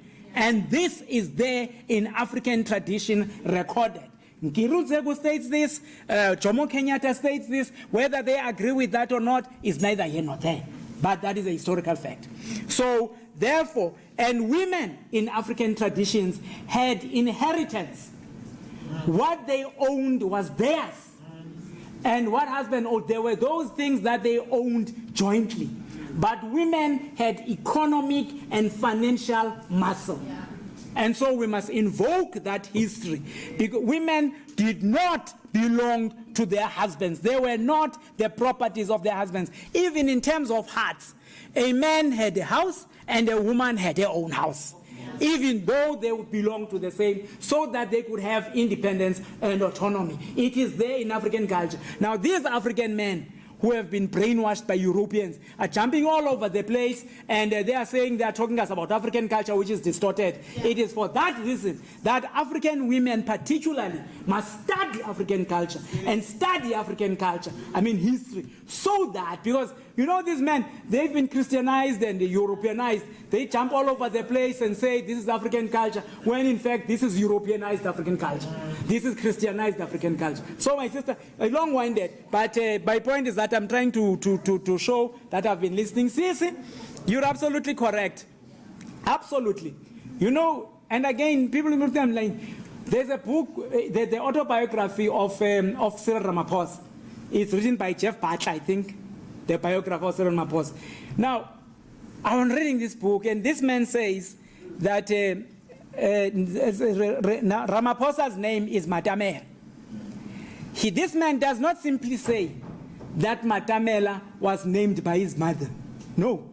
He says in traditional Chivenda culture, children were named by their mothers or the elders in society, by the primary responsibility of naming a child rested with the mother. And Nicholas Grimal, in the history of Egypt, ancient Egypt, states that in ancient Egypt, the responsibility of naming children lay with the mothers. That is because a name in African culture refers to history, the present, and the past. And also, when you utter a name, you're uttering an aspiration, you're uttering a frustration, you're uttering everything. And so that responsibility was given to the mothers because it was recognized that women mothers were central in African culture regarding the names. So it is there, it is historical. And I reiterate that this business of women taking over their husband's name is not an African tradition. In African culture, I marry Ubanban, her clan name remains. The changing and this surname business was brought to us. You see, because in African, and many of our sisters, brothers, there's a tradition, and I got this from what's his name, Michel Foucault, when he writes about the history of sexuality. He states, you see this business of walking down the aisle. When you walk down the aisle, it's your father holding your hand. Your husband is waiting there. That is symbolism. Because in European cultures, a father owns his daughter. Yes. And when he's walking up the aisle and giving the daughter to the husband, it is the handing over of ownership over the woman. So the ownership of women is a European tradition that has been inherited by Africans, and we do that. Our sisters don't know that they are being inherited. And that is it. It's a symbolic statement.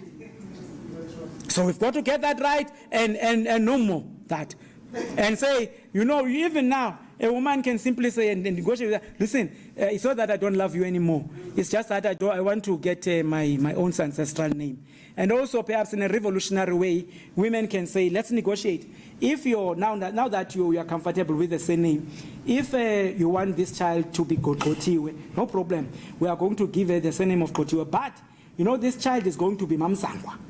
Yeah? She's going to take my ancestor's name and take yours. Yes, it's possible. Because the truth of the matter, this business of saying when we introduce children, we are introducing them to their fathers. And it's not true. Women, you know, gave birth to more, if not the first child, they used to give birth to children and they be there in their own households. And so when a child is being introduced, a child is introduced to all ancestors. That's why we carry all the ancestors' name. The child does not only belong to the father's ancestors. A child belongs to all ancestors. And the child, when she invokes the names of the ancestors, invokes all the names of the ancestors, both of the mother and from the father. So sisters, get it right. Don't accept it. You must be revolutionary. This revolution must be in practice. We must not just talk about it. This child takes your surname, she's going to take my clan name, period. So, Zandi Mdana Sakai, thank you very much. No. What's that? Mdana Sakai. Mdana Sakai. Zandi, you are raising. No. There was someone raising a question. No, but it was before that. There was a sister there saying that her mother's work was not recognized as work. It's because it's a distorted version of an understanding of work. Since Europeans took over, they made us employees. And even to this very day, our leaders always talk about employment non-stop. They don't talk about work. Yes. Because there's a difference between the two. Yes. Work is work and employment is employment. Yes. You see, your mother worked. Raising children is no joke. You know, one woman said, oh, you think I'm not doing well? Okay, today, stay home and I'm going to do your work. And the man failed completely. Raising children, looking after children is no joke. And so your mother worked. If your mother had understood, and if there was a problem, women who don't work, it's simple, or women who don't work, it's a simple. If I'm at home and my wife is not working, I'm working there. When we come back home, we're just going to split the salary. Say this is going to be, but this is your pocket money, this is my pocket money, because both of us are working. Yeah. And so there should be justice. That is what my art is all about. So I appreciate that, and thank you very much for saying this. And you've touched my heart. I've touched your heart. You've touched mine too. When we leave, I'm going to hug you so that the hearts can come physically close to each other. I'm going to do that. Okay. Zandi Mdana Sakai, you were raising the point that about. I took your notes and you were talking about chores in the household. You will see that African people were not rigid. Oyewomi says that in the Nigerian society, names were not gendered, including work and all of that. You know, in Botswana, right next door, I got there and I heard that it is men who fetch the firewood from this thing. And in our situations, it is the other way around, right? So it shows that along the passage of time, men and women encountered certain challenges, but then they divided work, not because one was more important than the other, as we are made to understand today. You know, there was a question that there to be hunting that took place. So automatically, the woman is the one closest. It's not a question of saying women do not have a choice. When you give birth, you suckle, you do this, you're the main teacher. And so they most of the time, they would do this work. But their history shows us that in certain circumstances, even the so-called work that was done by men, they could not do it properly. And women had to do both and go to intervene in what has been assigned to them. Right? Even that which they are given, they cannot do it well. Right? They became kings most times because there was a question of military there to go and fight. Because you could not be a king and stay home while your forces are going to fight. But when that didn't go well, Hatshepsut, Hatshepsut didn't go, but Ashantewa, all of them, Zinga, and all of that, they led, and all that happened. So it was not a question of restricting women. Jobs would be, work would be prescribed and distributed. We know in Isixhosa communities that girls grew up herding cattle, herding sheep, involved in many things. And when you study Sesotho cultures, Zulu culture, you will find this because we're all people the same, migrating, but coming across certain environments and changing here and there. And regarding the clothing that was taking place, no, the point that was being made by Mathai was that when the Europeans came, they began to say to Africans they must discard their animal skins wearing, because they were telling them that they must wear cotton and all of that. And of course, Uma Mundandala shows this very Phyllis Ndandala in a book, The Mosaic, that at all times, the Europeans did not simply impose clothes on us, only just to make at Mickey Mouse. It was not just about that. It was also about money. One, they psychologically assaulted us to change our lifestyles, but also that we were going to buy these clothes from them. It was both economic and political. and social in extension, in every way, in spiritual. So that's what they did. So therefore, that was the point. I was quoting Martha making that point. And I heard you saying, attributing to me, and you said you were happy that I was using the word again. Now, plagiarism is one of the things that we are taught. That again, practically was not mine. It was Mathai. I was quoting Mathai. Perhaps it did not come out clear enough, so I'm not taking points and credits that are not mine. That is Mathai's credit. It was her who said that, not me. So it has. I pass it on to her. And I hear you. You know, you are speaking about Plato and Aristotle's philosophy and talking about the spirituality and all of that. But the truth of the matter is that, I just need to add that we are getting what we are getting. It has come to us through Plato.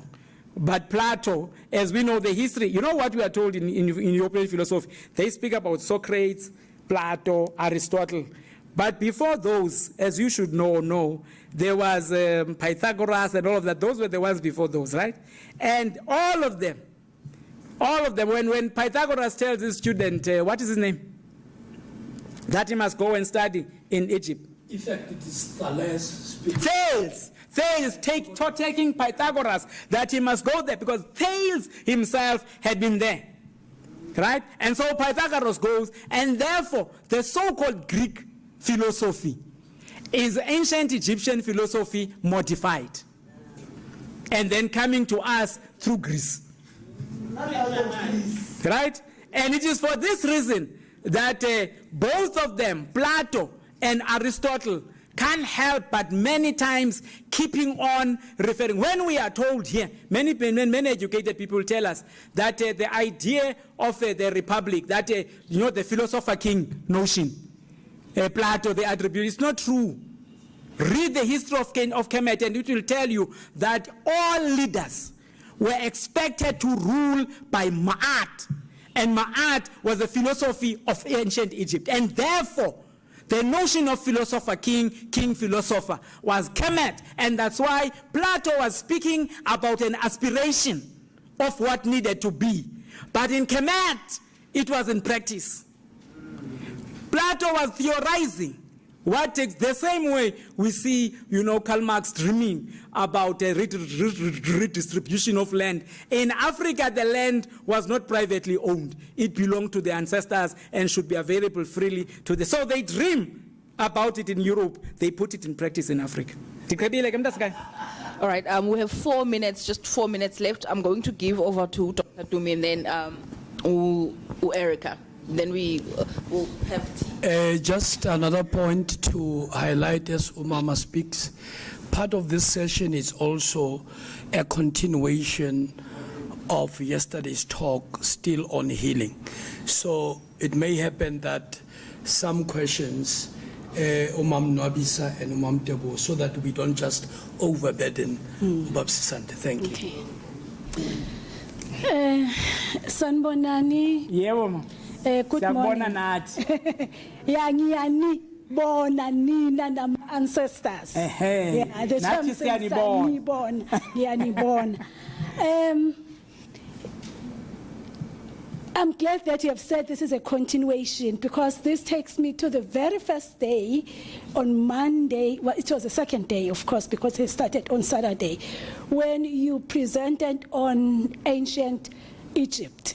I come from a language background. I trained in linguistics, applied language studies, but there has always been something missing. The way we were taught, it was like language is something that exists out there in a vacuum. We were taught from a structuralist point of view, there was no connection between language and other means of communication. There was no connection between language and culture. There was no connection between language and civilization. And taking part in this kind of, I would say, a session, I don't want to label it because it has been so broad, has opened my eyes. And one other thing, you took us to the Freedom Park. As we went through, it was on Wednesday, I couldn't attend yesterday because of some issues. But as we went through the different civilizations from there was no ancient Egypt. I don't remember seeing that, perhaps it was there, but from the ancient Ghana, Mali, ancient civilization, the great Zimbabwe, the Mapungubwe. I remembered reading something, but I don't think I've been able to connect the dots, because communication has always been there. Language has always been there. So the task that I have as a language, as an applied language scholar, I happen to be in the English department, but I consider myself as an applied language scholar, which means my approach to language goes beyond English. English happens to be one of the communicative resources that we have as a country. So what is it that we should do to teach any language such that our learners, our students, get to understand that this is a means of communication that is grounded on philosophical principles beyond the structure. So participating in a workshop, like, I don't want to say a workshop, I hate labels, because labels sometimes they confine your thinking. But in a session like this, let me put it in a general term, has kind of reignited my desire to go back and read about the connection about this, and even think about how to make my own student, when I write my own teaching learning material, how do I incorporate that so that we move beyond the structure, so that we move beyond just looking, especially because most of the time it starts with the West. The theories that we use, that we teach, I'm a teacher educator, so you can see the damage I'm doing. Because I'm a teacher educator, that's the thing. So the people that I'm teaching are the people who are going to go out and teach the nation. So it's sessions like this that kind of open our eyes and our desire to go back and study. I'm sorry, but that was just No. Thank you. No. All right, and then another lastly, one? Okay. Nayara. And we want Erica and Nayara. Are you going to be able to Morning, father. Yes. Mark. Teacher. Thank you for your words. Eu não tenho nenhum ponto para falar sobre a sua fala especificamente. I don't have any issue with your speech specifically, Eu me sinto muito contemplada, and I am very contemplated by it. mas eu gostaria de fazer alguns apontamentos no que diz respeito, né, às questões das diversidades de gênero, das discussões de gênero. But I would like to say some things about the gender discussions. Eu concordo com a irmã quando ela fala que a violência patriarcal ela se estende para todos os corpos não normativos. I agree with our sister when she says that systemic violence, it extends itself for all non-normative bodies. Mas há uma determinação muito demarcada do patriarcado em relação ao feminino. And there's a very demarked relation of the patriarchy with the feminine. Que é a misoginia. That is misogynist. E isso recai não apenas sobre a mulher como corpo biológico, mas ao feminino também. And it affects not only women in their biological body, but also the feminine. Por exemplo, homens gays que performam feminilidade são violentados. As an example, gay men that performs femininity, they are affected by violence. Mulheres lésbicas, por possuírem vagina, mesmo às vezes performando a masculinidade, são violentadas por terem vagina. Lesbian women also, because they have vaginas, they are also violated. Mulheres trans como eu são violentadas por abdicarem, entre aspas, de serem homens.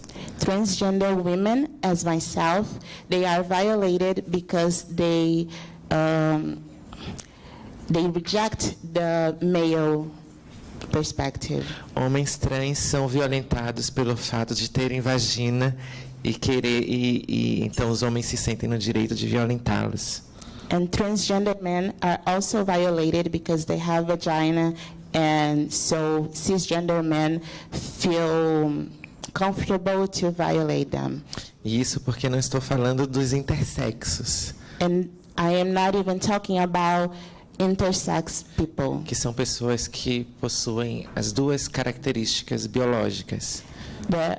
They are people that have the two biological characteristics. Às vezes testículos internos Sometimes they have testicles e inside com a vagina explícita.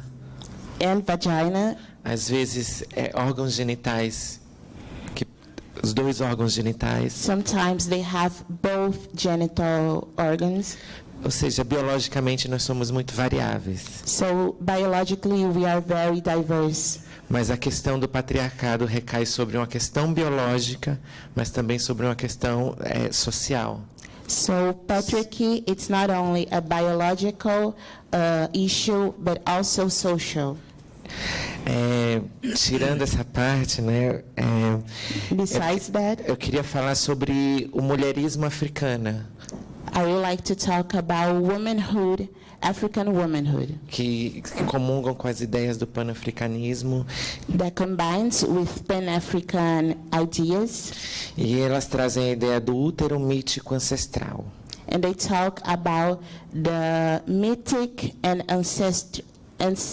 ancestor uterus, Que desloca a ideia de um feminino ou de uma mudança, né, para o matriarcado. Desculpa. Faz uma transição, na verdade, uma transformação dessa ideia de matriarcado para além de um corpo biológico feminino.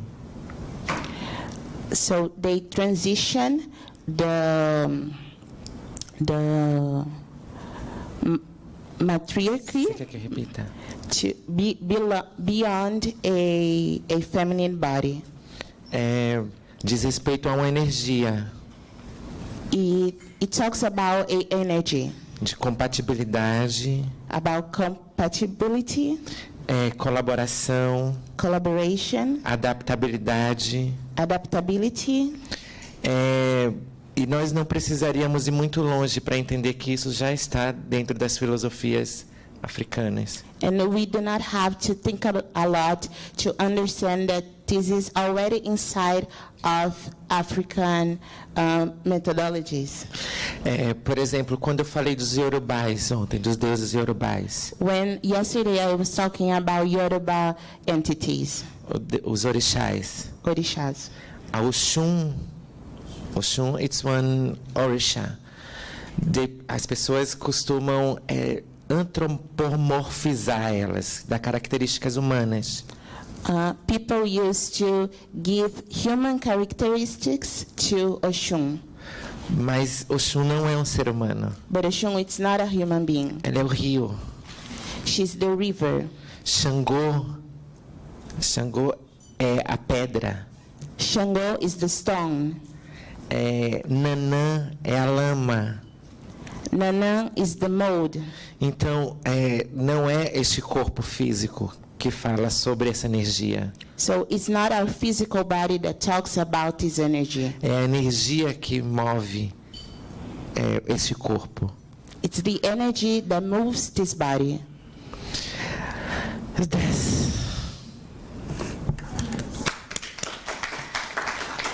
Tinha mais outras coisas,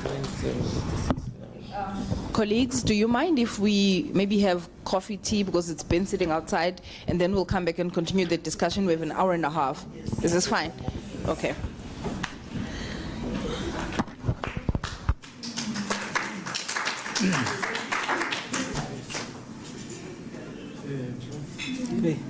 father, no, I should have answered it was close to the session. Okay, do it because you're the chair. Close the session. So that session becomes an open one. As you say, I don't have to, no, correct it when you come back, so that I don't have the burden of having this session alone. We have a Yes, okay. when we come, you just say, answer those two people.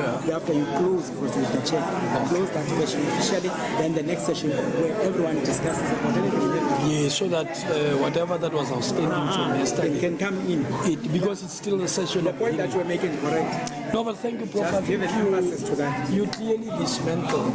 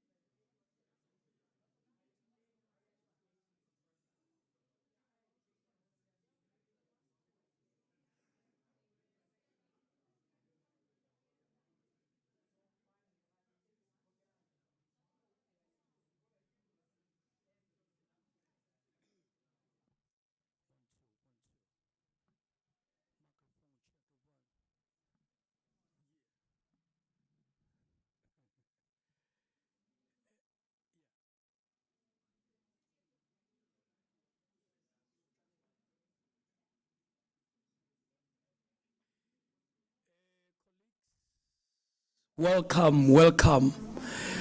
As we are enjoying our bites, the conversation is going to proceed. Feel free to go grab your juice, grab your tea, water, as the conversations are ongoing. What we are going to do is that where we ended before we went for the break, I think there was a question that Professor Sisante will be responding to, and thereafter we are opening the canvas to capture as part of the continuation where we also left off yesterday. Remember that the session is also about healing. Now that we have unmasked the beast of coloniality, then what? How do we move forward? So this conversation on how we heal and how we proceed, it is going to proceed. Remember that decolonization is not for the people that are out there. It is for us who are here, because we are also part of the problem. So we should not think that, no, we are here to arm ourselves to go and decolonize the people. For it must first begin with us, the person on the mirror. So let's not bypass ourselves in these reflections. I'm going to invite you, Prof, so that, okay, I'm glad Sis Erica is here, so that she can hear when a question is responded to. So the stage is yours, Prof.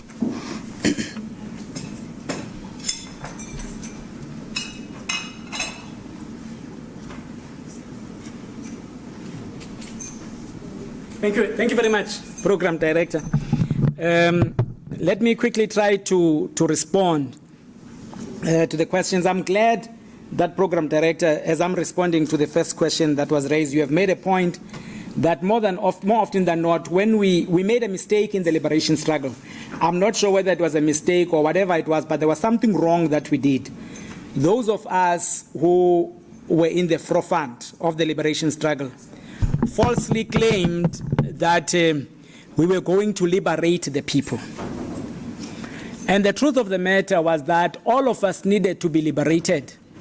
It's just that some of us were leaders in that struggle, in a particular way, as in holding particular office. It is for this reason that you will listen to our language as we speak today, that sometimes contextual is correct, but more often than not, it is wrong.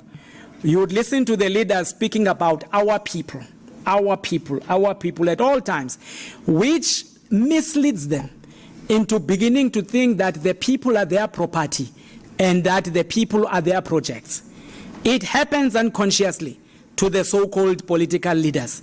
They think they are the Messiah. So the observation that you made is quite correct in reminding that as we engage in the struggle, we are engaged in a struggle to liberate all of us, all of ourselves, including the so-called leaders. That's why we are doing the wrong that we are doing. And this takes me back then to the question that was raised by my sister there over the question of languages. I want to begin by saying that in 1948, Sheikh Anta Diop was only a 25-year-old person. At that time, Sheikh Anta Diop wrote a very important paper. When do we begin to speak about the African Renaissance? We could easily rewrite or do what we say, paraphrase the question that was raised by Sheikh Anta Diop. When do we begin to speak meaningfully about decolonization in the African context? And in responding to that question, Sheikh Anta Diop said that we could never meaningfully speak about the African Renaissance until we began to make African languages the core instruments of communication.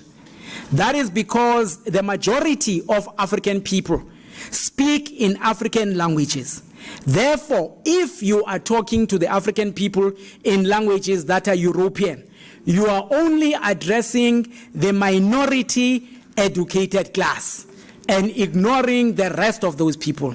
Now, one of those who understood this was Ngugi wa Thiong'o, and he specialized in writing about African languages. He understood Sheikh Anta Diop very well when Ngugi wa Thiong'o speaks to the point that you are speaking to, my sister.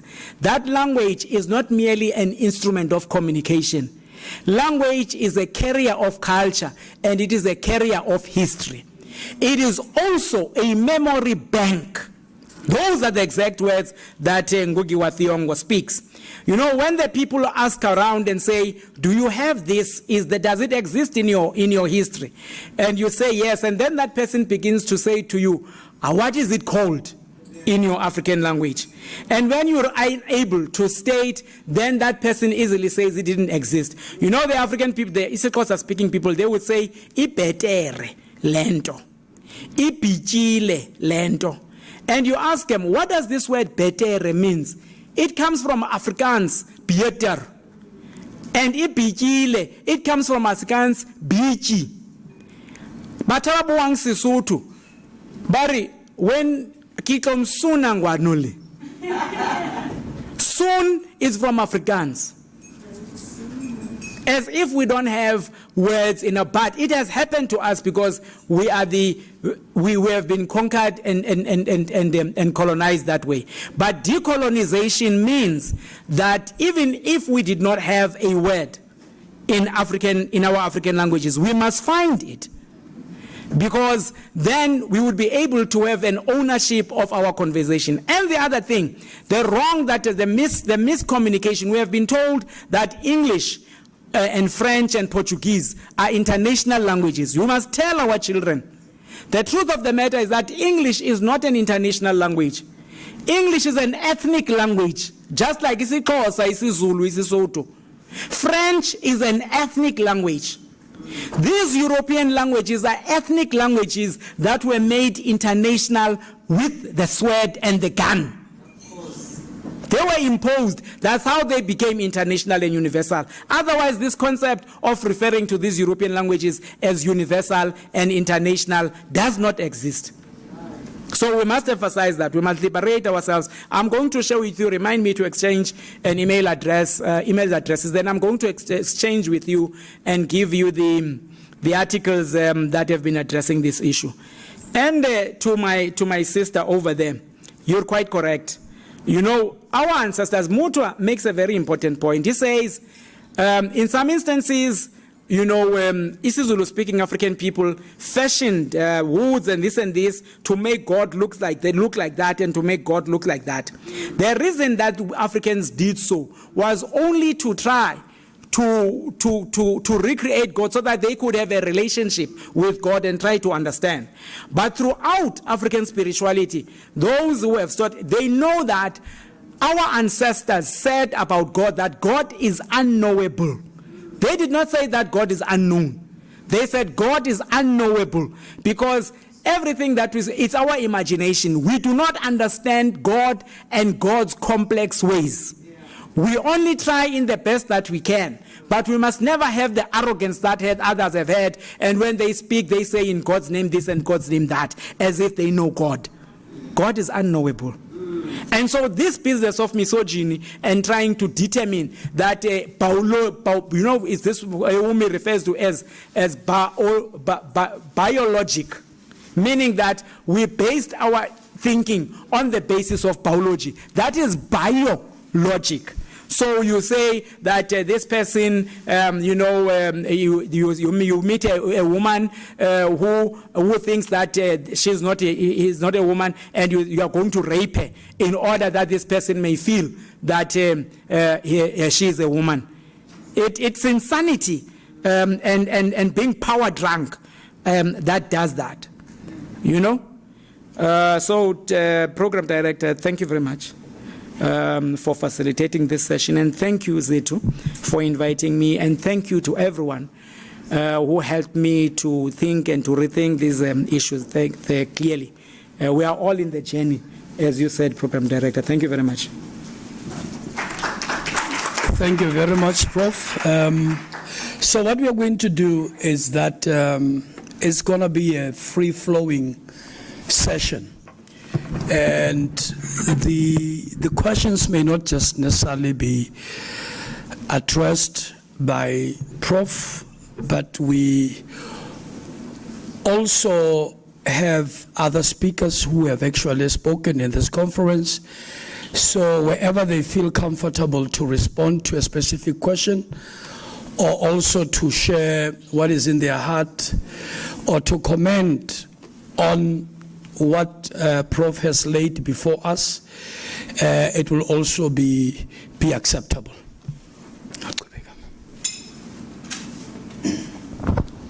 I want to say thank you so much, Prof, and good morning to colleagues. I don't know whether to say brothers, sisters, and I really concur with previous speakers and what Prof has said. As Africans, we have lost our identity. There's some part of us that is gone. Ubuntu is gone. So that's why it's so painful to us in health when you see that on a daily basis, 137 women are killed by the people who say they love them. And really it's very painful, because when those women are killed, they leave no children behind. And then you ask yourself, what's going to happen to your children? And as they're being killed, there's a boy child who's observing what the man is doing. So we end up having intergenerational cycling of no abuse, no of women. So it's so painful. But as we have moral decay, what can we do? Because I see democracy, we say we are in democracy in South Africa, but there's moral decay. So it means you can't say you see a child doing something wrong as an adult, you can't say anything, because that child is going to say to you, "You're not my mother, who are you?" So these are some of the challenges that we see in the country that is what really frustrating. And we promote partaking on a daily basis at home as parents. I think it begins with us. Because if as a mother, now you have a boy child in the house, you call that child Papa. Hi Papa, what are you saying to that particular child? And to me it carries a huge meaning. It means that person is above everybody in the house. So that's why when the father is not around, that boy will stand up and say, "I'm the man in this house." So it's very much painful. So, but I think the university is a very critical structure that can really try to address this. Because the university has three pillars that are very critical for us to try and engage at. We have our research. We say we don't know everything. So it means we have a responsibility of going all out there and try to research, find out what's wrong, what can we do, and engage people on the ground and collect information to say, but how can we try to address this elephant in the house? And as we do that, because we are recalculating, so it means when we go out there, collect information, we try to recalculate in a way that is going to address the needs of the people in our country. And community engagement as well. I love community engagement. So we need to go all out there, be at the level of the people on the ground and try to understand what's happening there.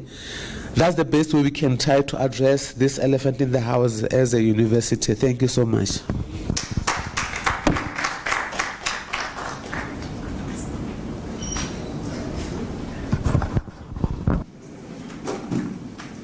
I think. Okay. I think, Dr. Mloyi, since Mama T had neglected to answer your question yesterday, do you think we should hand over to Mama T?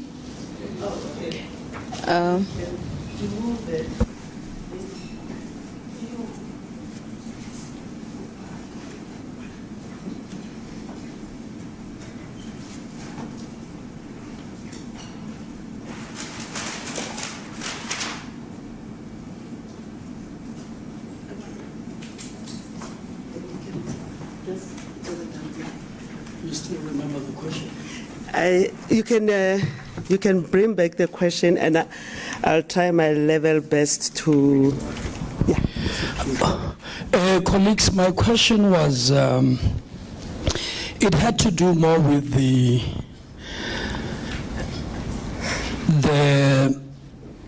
what would be considered a metaphysical matter that deals with the fact that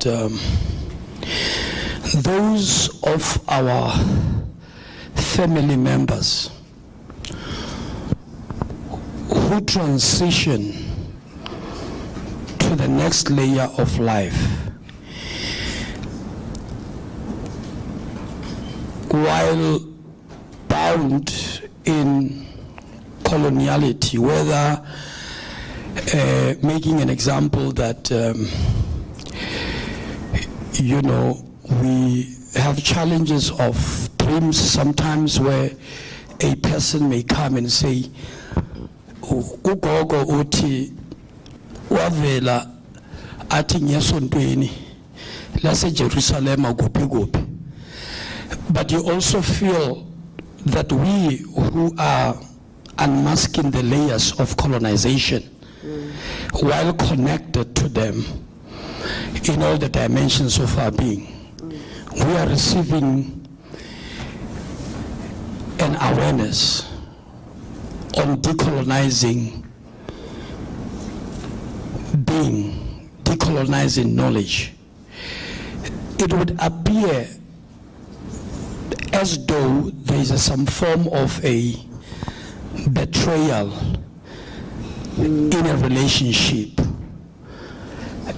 in which it may be appearing to be some sort of a delinking or departing from their teachings. Do we have any role, we who are in this form of life alive, in that connection or anything that can be played? So I think that was a bit of a summary that I think it's Thank you so much, Tade Moloi, for difficult questions that sometimes, even when we try to answer them, it's like yourself, the person who's answering, you're getting more confused and confuse others more, and it's like, what is going on really? But these are the questions that are also important to engage with them, because there are so many questions and misunderstanding and wanting to understand. And I must say today, I'm happy that Gloria is here. Gloria, thank you so much for coming. And why I specifically point you out and say thank you so much for today to be here, because the last time when we were at the Freedom Park, you stood up and you allow yourself to really say it in public that sometimes I don't know what is this thing about ancestors and what they mean. And it's a challenge, because sometimes when someone say that they don't know about what are ancestors, especially being an African person or a black person, we shine on them because we feel like, how can they not know? And we forget about what Prof has been reminding us. There's so much that has happened to us, that there's so many things that we don't know. We don't even know what to believe. We don't even know what even other things they make sense. So you saying that, I know that you are not the only one. Many people go through that confusion and understand, of wanting to understand. And I'm just going to share this. And what I'm sharing is not necessarily that it's a generalized thing. I'm also sharing it from where I started, like you. Also, I want to ask, what is this really? What is this issue of ancestors? What is this thing of saying that we as African, we believe in ancestors, and how, when there are so many confusion about that understanding? And before I start, I also liked what Malcolm X reminded us, that we should always remember that there was whatever that we know today or now, some of us, we should always remember that there was a time that we did not know. And that for me is an important thing, that today we can talk decoloniality, decolonization, but there was a time that we also did not know. And he came to us as a reminder that now we know, and now when we don't know, we should not be arrogant to others when they don't know, because there was a time that we also did not know, because it's a continuous journey of our life. So this diagram here, I will just say it from my own understanding of that question. Last time when I was presenting, when I says that it's not everyone who dies that become an ancestor, I saw your eyes popping out, like, what are you trying to say now? But the understanding is that, going back, how you live your life right now, you prepare yourself how you're going to be in the spirit. So now the diagram, if this one that I'm showing here, the understanding within the practice, let me make disclaimer, it is not everyone who approach the practice the same way. We approach it differently. I'm just talking about from my side how it makes sense, even how we practice the understanding works. When you die, your spirit lives. There are layers, in the spirit world there are layers. I know it might not make sense.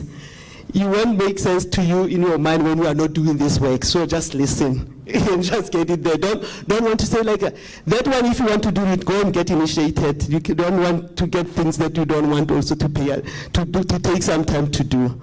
So when the spirit lives and goes into different dimensions, it comes with here where we call it the middle world in the spirit world.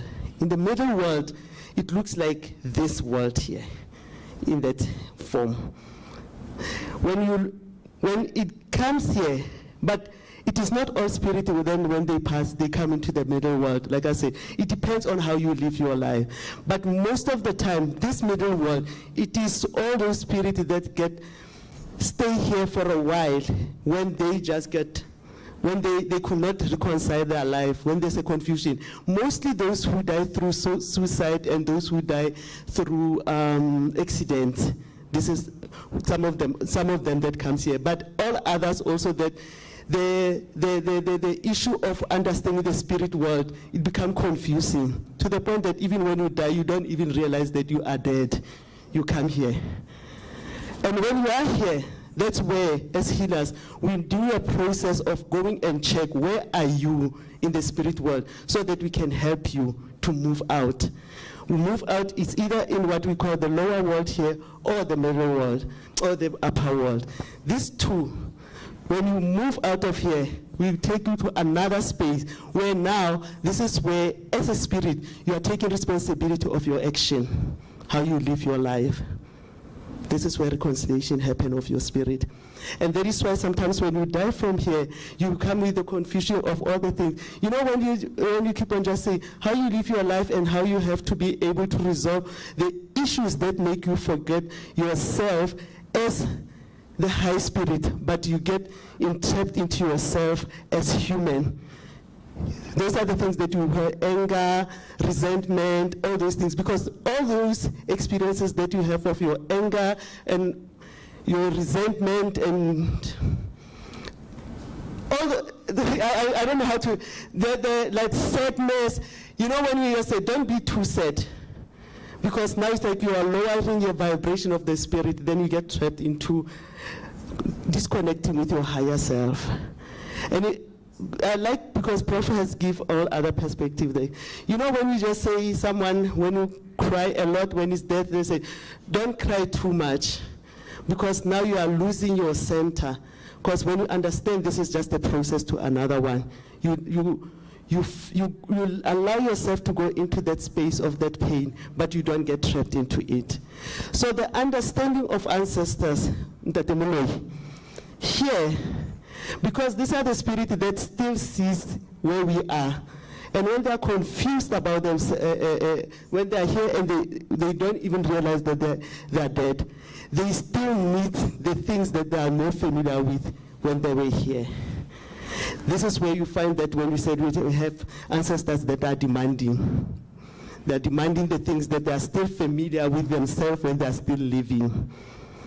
But now, when you move them out of here, they get disconnected to the needs of the things that when they were still alive, they were still attached to them. But here it's a lot of work that you have to be doing to make sure that how do you disentangle themselves here. So as a healer, when you engage with a person, even when you say my ancestors, the first thing that you engage with is which ones? That's why when you just call, when you open, you say that those who lived well and those that are in the light, you engage with the spirit that is in that level, so that you cannot find that those who are still having their own issues here to entangle themselves with you, and then they start to use your body as the vehicle of their agenda. Because now when you are in the spirit form, they need the energy and matter. It's like in the spiritual. So now when they use your body, it's unlikely that you can now find yourself that your body has been hijacked and being used under the banner of being an ancestor. It doesn't matter how much you love someone who has passed. You need to check, where are they? Are they a spirit that you have to engage with? Because he can still push their own agenda of other things using your body. It's something before it can be a messenger. So these are some of the other things that even when you died, Prof, great Afrocentric, whatever. When I'm sitting, Prof come when he's dead, I cannot just say, where is Prof? Because I know Prof as an intellect, as a professor, but I might not know all other things about his life, that what he's doing. He might be here still. So I cannot just take a direction from him because he was a good Afrocentric guy. Where is he in the spirit form before I can engage? Before, sometimes when he's here, maybe he's just calling me to say, hey, Stebza, Diabua, assist here, take me out of here, so that he can just go and reconcile all other things in his life that he knows. And even when you just come back, it's like, I have to check, like, where are you? And this is where now when you engage with him, you find that there are some things. This is where the death rituals come in. He might like, I have passed here, but there's some other things that needs to be done. That as a healer, you can lead the process to make sure that it helps his spirit so that it can continue with the journey in the spirit world. Okay? I don't know, you have a question? Yeah. Okay, thank you so much for the teachings, especially for us who cannot fathom these things that the ancestors are not. We are learning as we go. So with everything that you said, like, which is a bit scary for me. Remember, it's not you who's scared. It's the spirit of fear of the colonial experience that make you fearful, not you. Yourself, you are okay. But your conditioning is the one that makes you feel fearful. Okay, with everything that you said, I've got a question. Yeah. I see these days, Rena, like our age groups, we have resorted to stopping with the renaming of like our ancestors, like maybe Bampitse, Kotazo was my aunt or whatever, which now I believe is good, because I don't know how this person was living previously, and now I want to name my child Kotazo. What is your take on that, specifically after mentioning the... Okay. Maybe I have to explain this thing again. Our ancestors is not us as body, it's an energy. So when we talk about Kotazo has dualities of part of herself. So, for example, when I say that it's energy, most of the time we get stuck into people as the ancestor, but it's an energy, a conscious that was living in people. So, Kotazo, when you are like this, that's why I think we try to explain it with Prof. That's why even when we are talking about the issues of the name-giving ceremony, in that process, we cannot just give you the name because we like it. Even the name that you carry, it has to be checked first that is that spirit the one that is in a good process, so that its name, it can be given back for continuation. So it's not just a process that you just decide that because oh mama inelo kotazo, now you are going to be a kotazo. It's a process on its own. That's why issues of name ceremony is important, to make sure that what is that, because it's like the spirit cycle, it goes through its cycle of its life. But that cycle of its life, it goes through so many checks and balances. You don't just come and then we just take it. And I think this is where maybe some of the challenge we are just finding, because now when things are just taking this there and there, there's some things that are being missed, because our process is very systematic and surgical, even if sometimes we don't think of it like that. And that's why it needs very patience and understanding when you work with all with the issues of the spirit world. It needs someone that is prepared to also do the right work, because it's like science, it's in the lab. We spoke with one of the participants here, was talking about one of the reasons why they are scared about these things is because there was a time at home that a slaughtering took place and a child died. And that's where the resistance of not wanting to really deal with these issues of ancestors and spirit.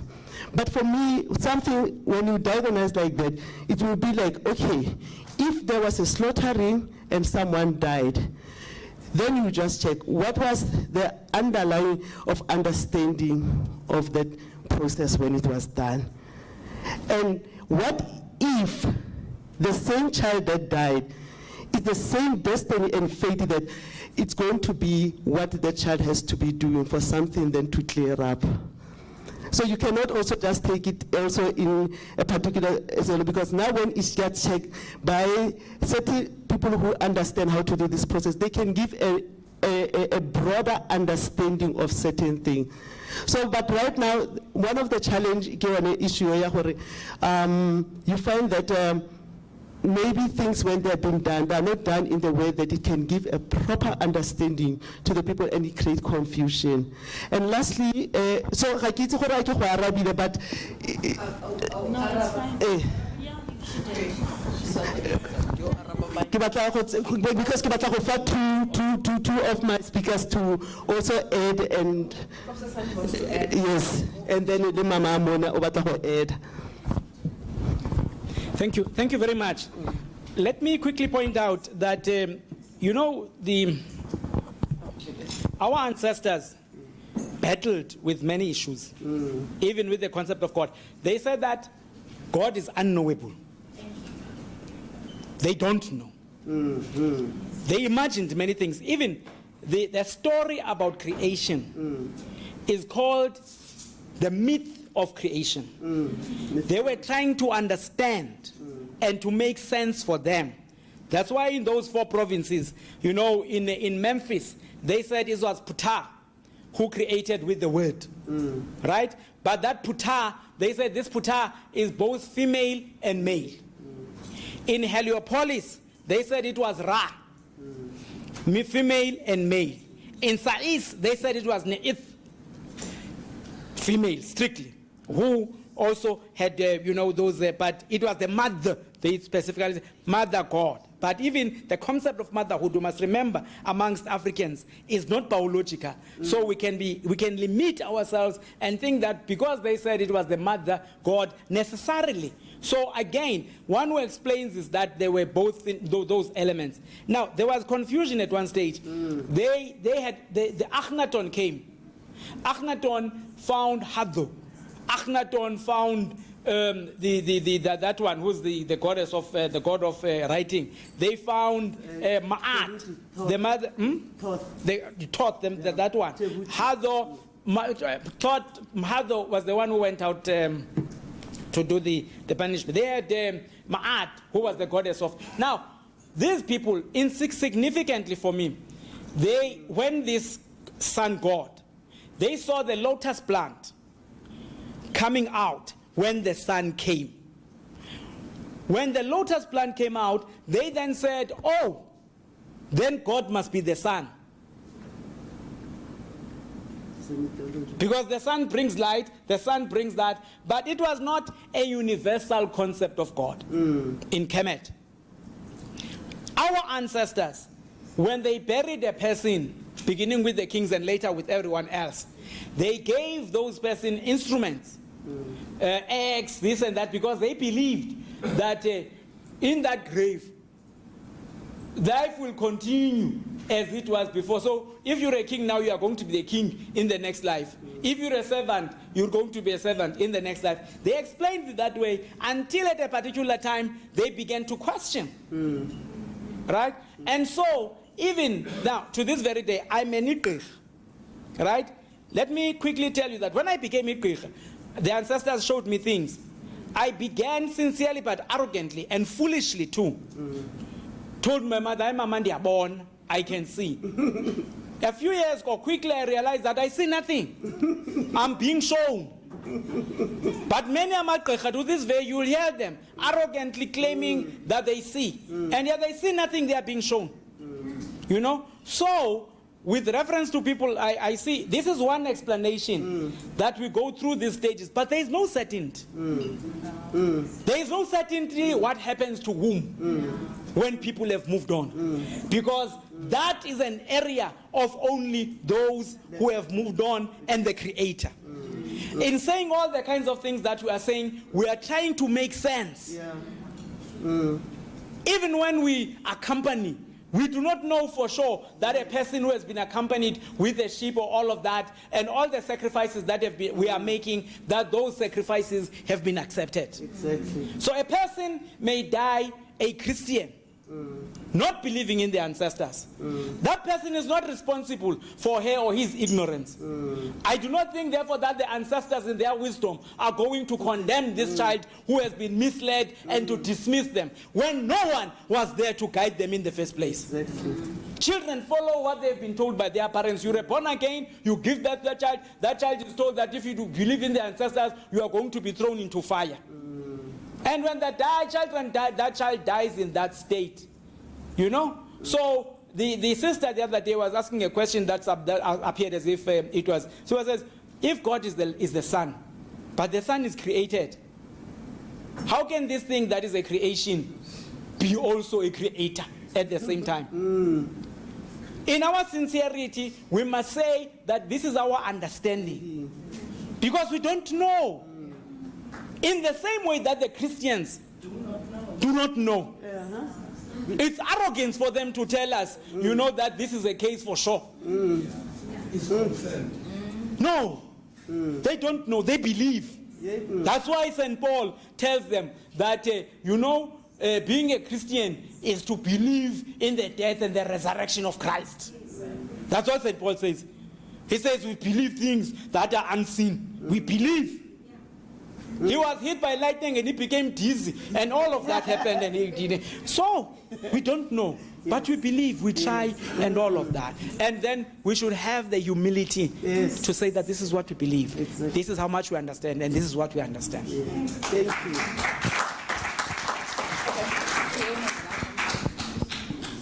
Thank you. Thank you, Prof. Thank you so much for that explanation. I'm almost feeling embarrassed, but also very curious, and I'm also gonna blame the spirit of coloniality. We live in this mediated world where we have concepts that we use, right? But they're also being appropriated in other spaces. Sometimes these cultural words are appropriated, sometimes they are misappropriated, and sometimes they are remediated. They have new meaning within that context. When you were talking about, when you were explaining to us what ancestors are, what they actually are, I was thinking about the recent BMW advertisement, where it was a launch of the new BMW, and then the poster stated, we are our ancestors' wildest dreams, but the ancestor was scratched out. So, yeah, it stated we are our ancestors' wildest dreams. And then I was wondering, is this cultural misappropriation, or does this mean that this BMW is the ancestor of BMWs, the previous versions that came out? It's wildest dream, but ancestor has a very specific meaning. So I wanted you to maybe shed some light on how you feel about how this word has been used in many different contexts. Would you feel offended by that? Okay. Oh yeah. Yeah. Yeah. Maybe one more question and then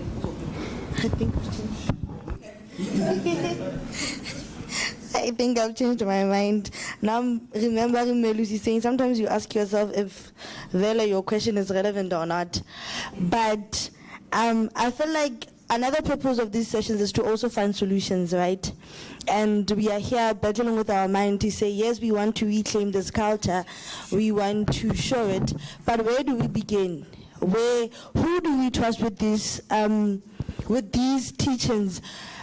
Is it safe to go to the African culture? Because the adaptation of there are certain adaptations that our forefathers adapted to that they've turned it into culture. I'll make an example. Back in the days, they would take men to the mines and women were said to stay at home.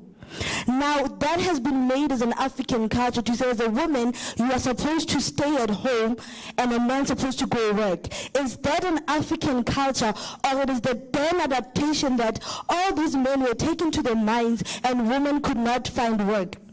Also, I'm glad that I have an opportunity to talk to you because I couldn't the last time. Brings back to the sacredness and the sacredness of the African culture per se. To say, we have a very curious generation, and once they ask something and you say, that's how we grew up, they do the opposite. Do we even know some of the things that we talk about? Because I believe that even our grandparents were told, you can't question this. This is how it's done. I was saying to my colleague the last time to say, some of these things, when you think about it, you realize that no, they were just trying to show you how, but it is not right to do certain things. For example, when you were growing up and there was a funeral, when it's haze, ne? Yes. When a haze passes by your house, you are not supposed to look at it because your mother's breast will fall off. Of which that is not I believe that was not the point. The point was saying it is not good to have kids in the road watching when there's a funeral somewhere else. Also, some of the colleagues have mentioned about the gender-based violence of what is happening. The gobelas where you go and initiate, and then certain things happen, then we are not supposed to question it. We are not supposed to talk about what is happening there. The sacredness of the mountain. Males will be taken to the mountains and they'll be told that when they come back, they say those who did not go to the mountains are and suddenly this child. And I've personally experienced this back in varsity where I was a senior student and this guy was a first-year student from KZN, and then I was a leader by then of the drama society. So I said to him, no, you're not supposed to do this. And that man partly said, I've been to a mountain, I'll tell. So these are some of the things that we say, which teachings do we then trust? Because if I would go to the deep rurals of KZN and all of these men are told to women are not supposed to say certain things, then yes. Okay, so we don't have a lot of time. We have an exercise from Monday that we haven't done yet. Yeah. So we are swiftly running out of time. Okay. I want you to note all the questions and then take 3 minutes to answer all of them. There is Prof. I will give them to Prof. and then there is Mamade. Ukongani as well. Yeah. Just I'll also try briefly just to say, like in our way, we have a similar conception, but this reminded me, especially with the questions of, the fears around how do we engage and what ancestors to engage, and the ways that I've been taught, anytime I enter a new space, I always introduce myself to the spirits of the space, especially, the first night that I go to sleep, and I say, I introduce myself, where I come from, and I say, if there's any spirits here and you want to talk to me, if you come in a good way, by all means, let's talk. But if you're not here in a good way, then go away. You're not welcomed here. And to me, that is part of that distinction between, which ancestors, which spirits do we engage and which ones do we not, and it also kind of shifts the onus also to ourselves, to trust ourselves and where our own spiritual fortitude and where we're at, and that we're all in a process of learning, right? In academia, people tend to talk about, different levels of consciousness. On the contrary, I think it's the opposite, right? We're all at different levels of confusion and trying to do the work of unconfusing ourselves. Thank you.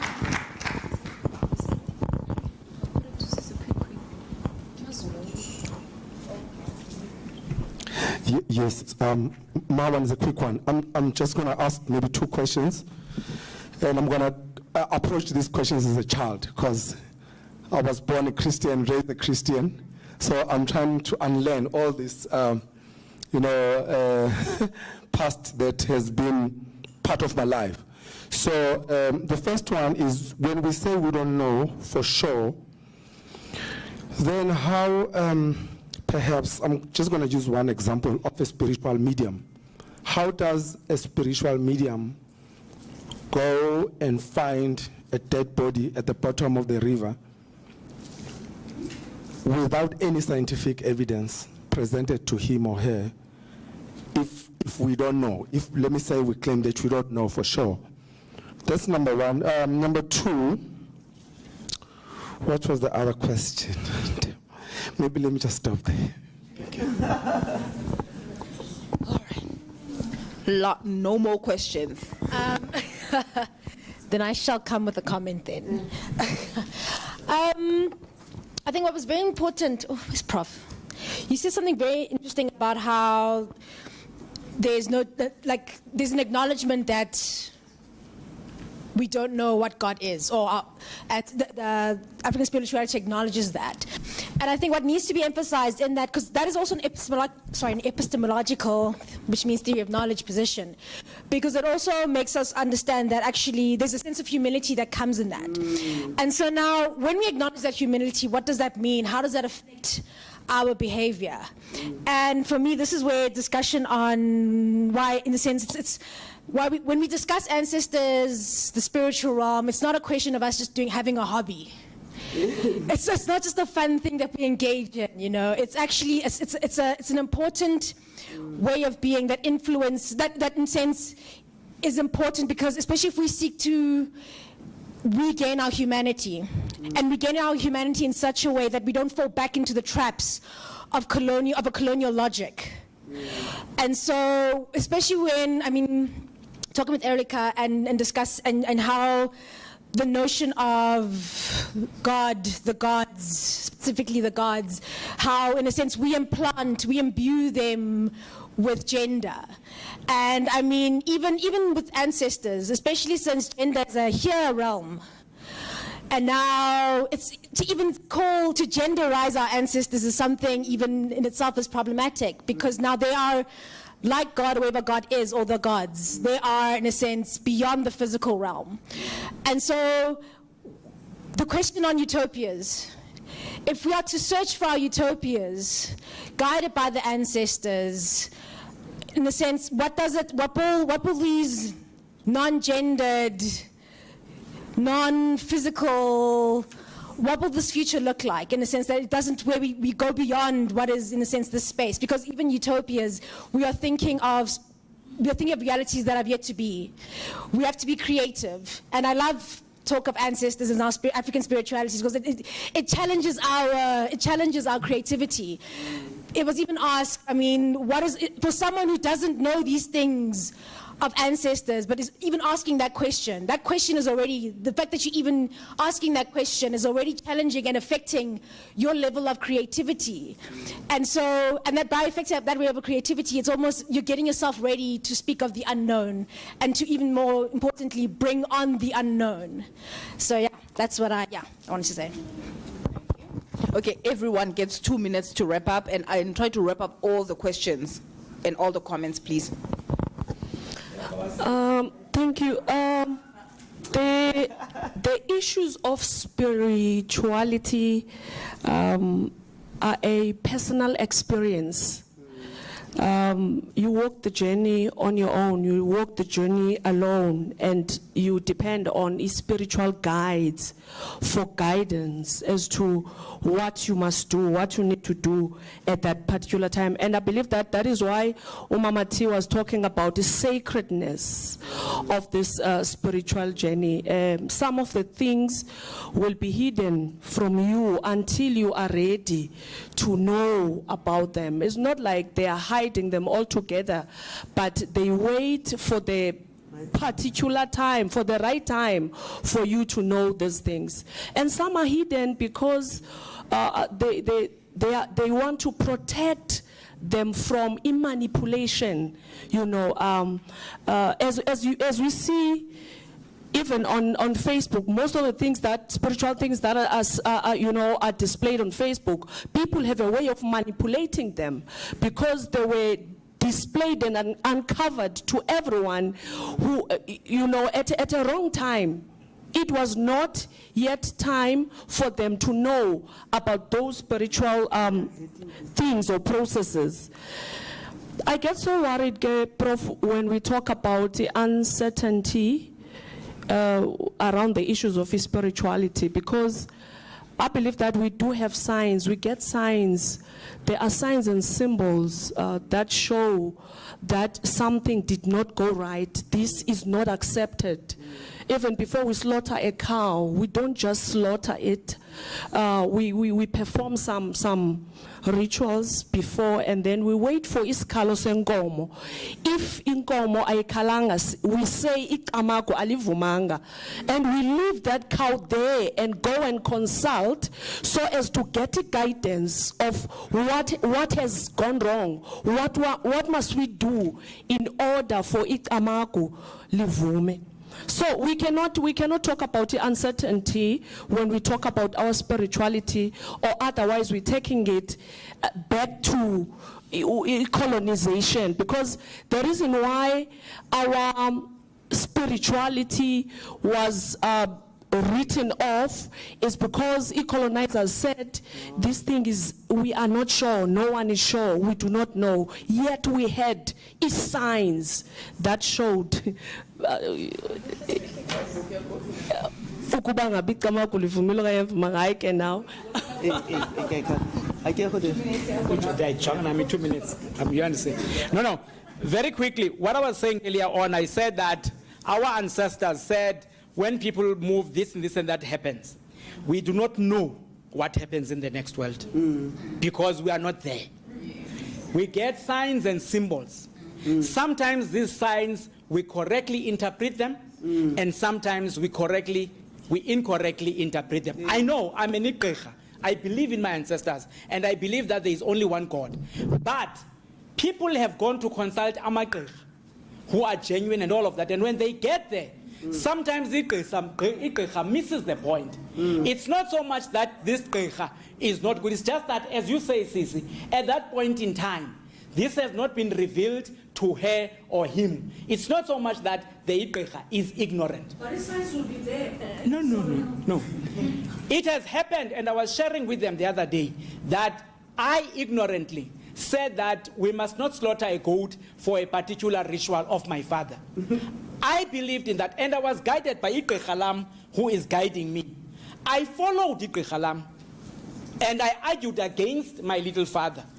And as she correctly says, when we were doing it, it was proven that we were wrong. But I had to go to another Igqirha And I was told, without having been there, that I was wrong. As I am, a believer as I am, I was proven wrong. So sometimes we don't know. This is the reality. And Sisi, as I sit down, our responsibility is that we must continue to question. Because our spirituality, as the word itself suggests, is spirituality. But today, we are being told by many of our leaders that, amatambo, the bones, talking to the bones. And yet we got that when Ezekiel, matambo vulekani, because our issue is about umoya. A bone may be bent dead, or we may not know where that bone is, but the spirit is alive. It will guide us. So what I'm saying is that everything else may be right, whatever it is.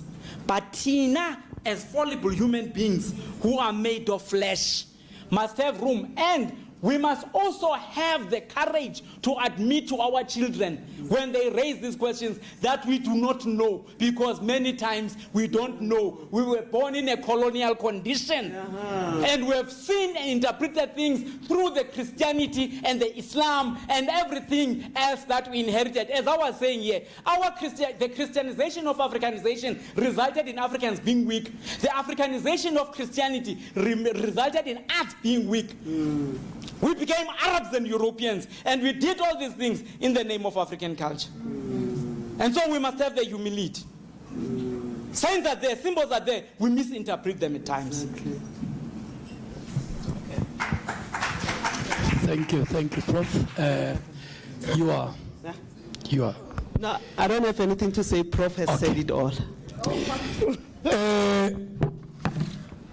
Colleagues, it has been fruitful.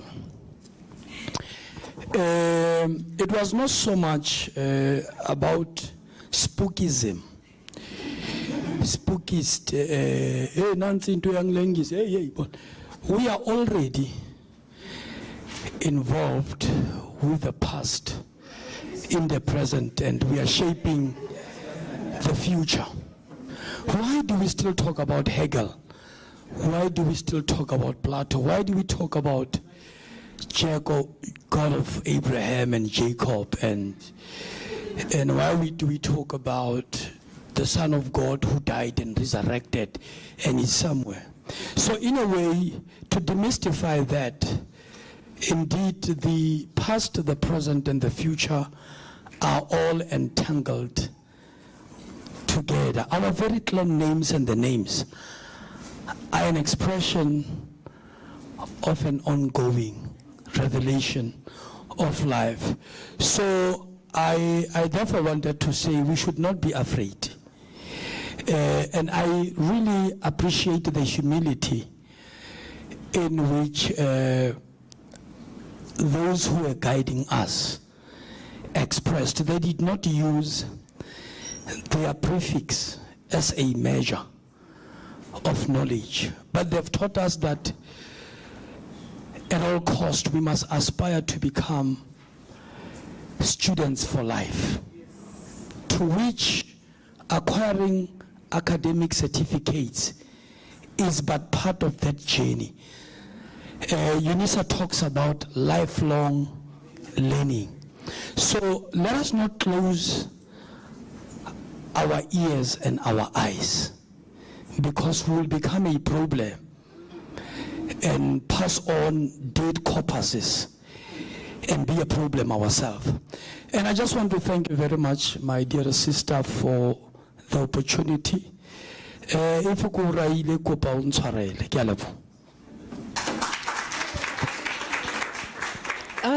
We are truly out of time. But Prof. Ngozi and I have had a brief conversation that we would rather do the closing now. And then after lunch, we can all just disperse to our various spaces. And then with that said, we did have a small task at the start of the week, so I'm not going to open it to everyone. But if there's anyone who really wants to share what the week has been like for them, reading the theme at the start of the week, relating yourself to it, and everything you've heard so far, these presenters have indulged all of our questions and all of our thoughts and everything. So having listened to them, and with your own conceptions at the start of the week, what does the topic mean to us today?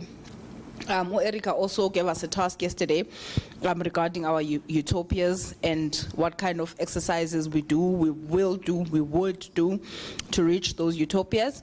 So if there's one or two people who would like to share based on any of these two tasks, you may feel free to do so, and then I'll hand over to Prof. Yeah, as you think about that, I think I want to really just emphasize that in decoloniality, in African spirituality, in all of that, unlike Christianity, we don't preach. We don't preach to convert. All we do is share information, extend a branch, extend a hand, and if you grab on, we walk with you along the way. We don't want to convert you from you know, your understanding or your conception of your ancestors as demons, and then all of a sudden want you to view them as deity. So it's a journey. It's a long journey. We have been on this journey since 2014, 2016, most of us. And we still have incredibly hard questions about ourselves, about our own humanity. So don't think that this week is going to do anything. Every year, throughout the year, we are still having these conversations. That's how hard it is. We must be very, very empathetic with ourselves. We're dealing with a system that's over 300 years old. 1 week is not going to do much, but we still ask the questions, we still share the knowledge, we still walk this journey together, because all of us are kind of in the dark. The humility is understanding that we don't know everything. Sometimes it's okay to not know everything, but sometimes it's okay to ask those who know some things, right? So this is why I always say we're a small, intimate community at Unisa, but we're a very caring community, and we will be here for you, or you will be in the trenches, and we'll be right there in the trenches with you. Okay, so with that said, who would like to share some thoughts, whether it's on utopia or it's on the meaning of the theme and what it means for you personally as a human? But Miss Melusi, why am I even acting like him?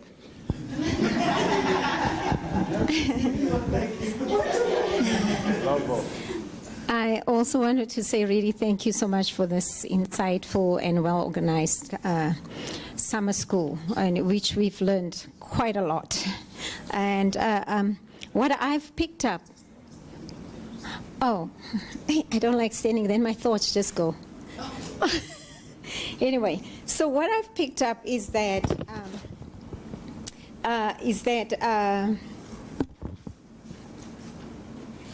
apartheid has made us colorblind. Apartheid has made us colorblind. Colonialism has made us colorblind. And it's a very sad thing, because it made us look at each other, see black, but we don't see black, we see white.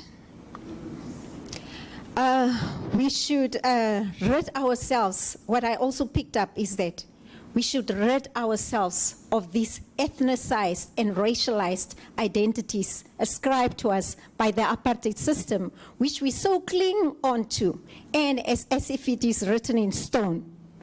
We should try and find out who we really are. For example, we cannot say what happened during segregation is a study they have done as well.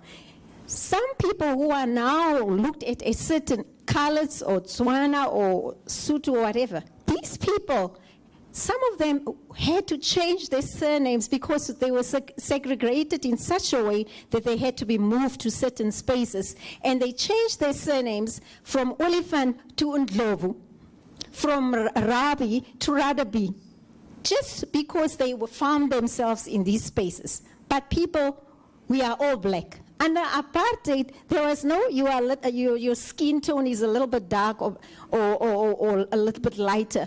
If you had a strength, a drop of black blood in you, you are black. If your hair has a little bit of kinking, it doesn't matter how white you were or how blonde your eyes were, you were described as black, just because you had that defect of black and badness that was in your system. So, again, Afrocentric we should really Africanize our educational systems. We should, like Dr. View was saying here, we should really just, I know it's not going to take it won't be within a week that we can transform. But we have to make sure that when we go back there, we start in our homes, we start reflected into the school systems, that this education that we get, that I still say is Bantu education in some areas really for a fact, because 80.1% pass rate does not mean that all those children will have equal opportunity. You will still have an advantage if you come from a certain school. And those are the hierarchies that still exist within our societies. There will be no equality for those students, whether they have 80% or 40% or 90%. It will all depend on which schools do they come from and which schools are they that are considered the better schools. We all know. I don't even have to go into that. So therefore, as we destroy this enemy called apartheid and whiteness that we are still battling with, let us do it so together in unity. Because if we say like this, the ancestors live, white ancestors, where they are in their graves, if they are alive, I might add, they are happy to see how they have succeeded in dividing us as Africans, as hating us, and enforcing this hatred within each other, because we see each other as the other, rather than embrace the differences that we have. We are all angry. We are angry. Some of the comments that I made, one should not blame people when they make those comments, because we are all angry. But we have to be careful that that anger that is in us should not destroy each of us. It should help us, because the anger is a time bomb that's ticking in us, and it will explode, and who will be destroyed? Us as individuals, we ourselves. So let us stand united. Let us do what Thomas Sankara and them all did. Amidst we all see corruption. We are in the academic space. Let us stand up and be brave like Sankara, and make sure that we deal with this other monster called corruption, which is impacting our societies in such a way that poverty continues to exist almost 20-something years into democracy, what we call democracy. Let us unite, let us go out there and not just earn salaries, but let us go and work like Sankara and them did. Let us work so that there can be differences in our societies, in our schools, and enforce Africanization and decolonization, and embrace a difference and not see it as otherness. Thank you. All right, you're okay. Tabang, is there some prof? Do you want to? Oh, you're first. Okay, I'll come to you just. Hi, Khutsung.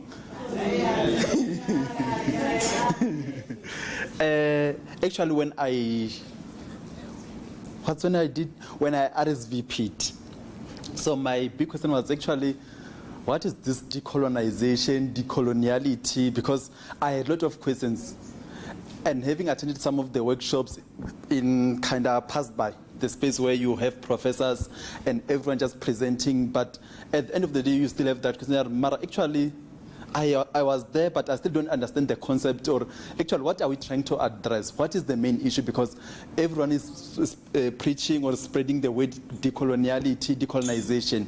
So, but at least on Sunday, when during the launch, I think Prof. Marshall, when he was just summarizing or just giving us an outline of what is decolonization in the summer schools, and I was like, okay, now I can tell people what is decolonization at Unisa, not from what I knew, because from where I've tried to research, gather information, it was so complicated for me to say. If someone would ask me, I remember one of my colleagues asked me, what is decolonization? I said, if you want to know, just go and attend, because I don't even understand, but I'm going to attend because I had that curiosity. Actually, what are these people addressing? Likely first day, second day, till today, one of the great aspects which I have learned from the decolonization was actually what is our culture. Before we can even come with the terminologies of decolonization, coloniality, so I I had to understand, actually, am I on the right path, or am I still colonized and going to also preach decolonization while I'm still colonized? And then I also came with some sort of, guys, I'm not a scholar yet. Okay? My title is still, no, no, I need to remember, as we are decolonizing, we still need to have a background kind of, so. So, but in my own kind of definition of when I try to come with what is decolonization, if someone will ask me, was how people actually were able to, the aim of the colonizers were very straightforward. They know what they wanted and how they wanted to deal with us. How did they want to displace the African culture, the language, and impose what they wanted to impose. But what we do as individuals, because if we are going to sit here and blame others, we then give up the power to change. But the best way is for us to say then, let us individually try to redefine and replace what they displaced. Because yes, they displaced our culture, they did not actually replace or throw our culture away. Because as we are busy listening to the speech, we can pick out, okay, there is this, there is that, and then this is part of decolonization, this is part of coloniality, this is part of our history. So what we learned is we just need to patiently try and regather and replace and rebuild our African culture and our own culture, not cultures which we have. Thank you. Right, last. I'm going to be very short because I'm sure others want to talk as well. But what does this mean for me? This week, what does it mean for me? For me, I'm talking from a very personal perspective. I've always understood decoloniality mainly from an intellectual perspective. So, having been exposed to the spirituality side of decolonization or decoloniality or decolonization that took place over the number of days we're here, for me that was eye-opening, and that's why I'm saying I'm talking from a personal perspective.